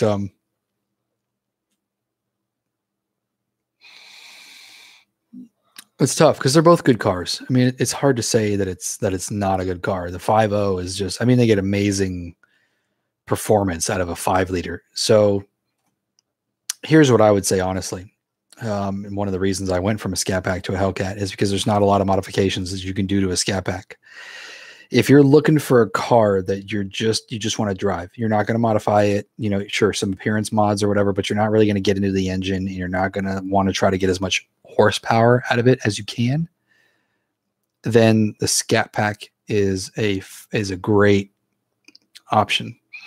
Plus, I don't know if you're talking about a Charger or a Challenger, but if you are planning on, I want to buy this thing, I want to do whatever I can to it, I want to make it badass, I would almost go with the 5.0. See, now if you're considering a Charger, you've got 4 doors instead of 2 doors. So I mean, you've got what do you want to do with it? What purpose are you going to put anybody in the back seat? Do you have kids? Blah blah blah. If that's even a relative consideration, then go with a Charger because they're on par. The cars are basically on par out of the box. It's a driver's race, really. But if you want to modify it, then the 5.0 is a better modification candidate.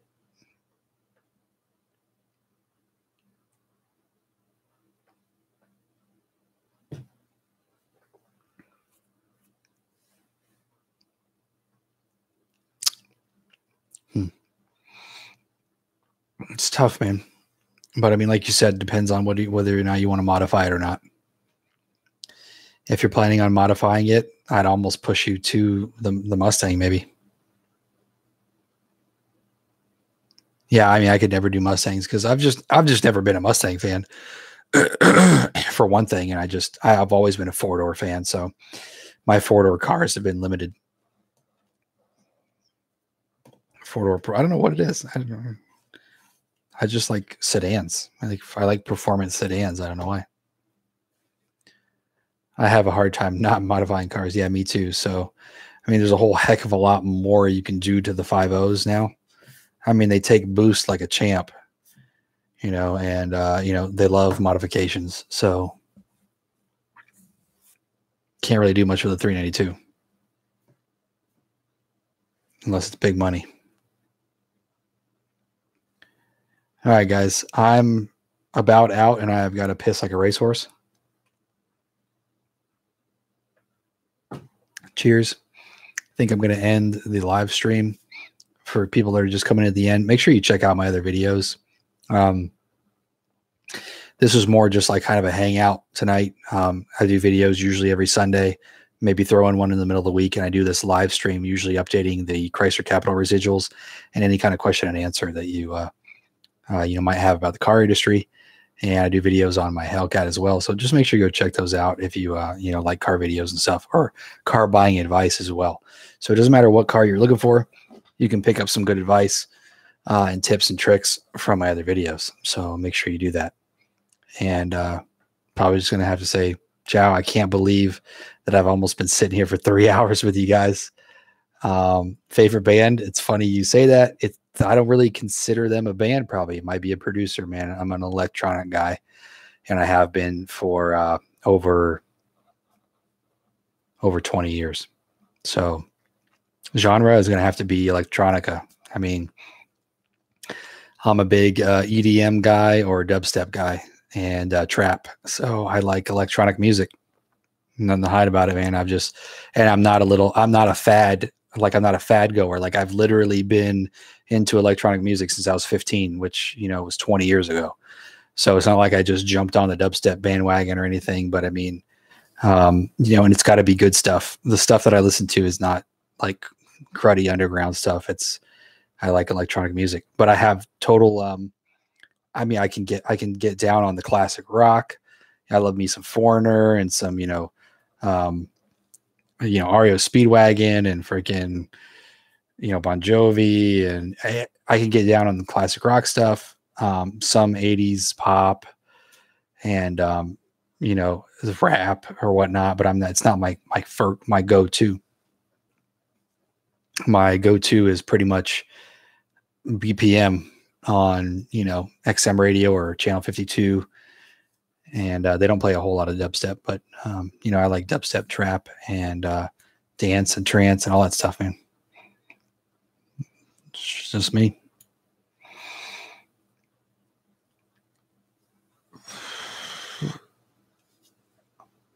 So I will leave on that note. Appreciate you guys hanging out, and I'll catch you on the next one. See you guys. Don't forget to leave a like and subscribe.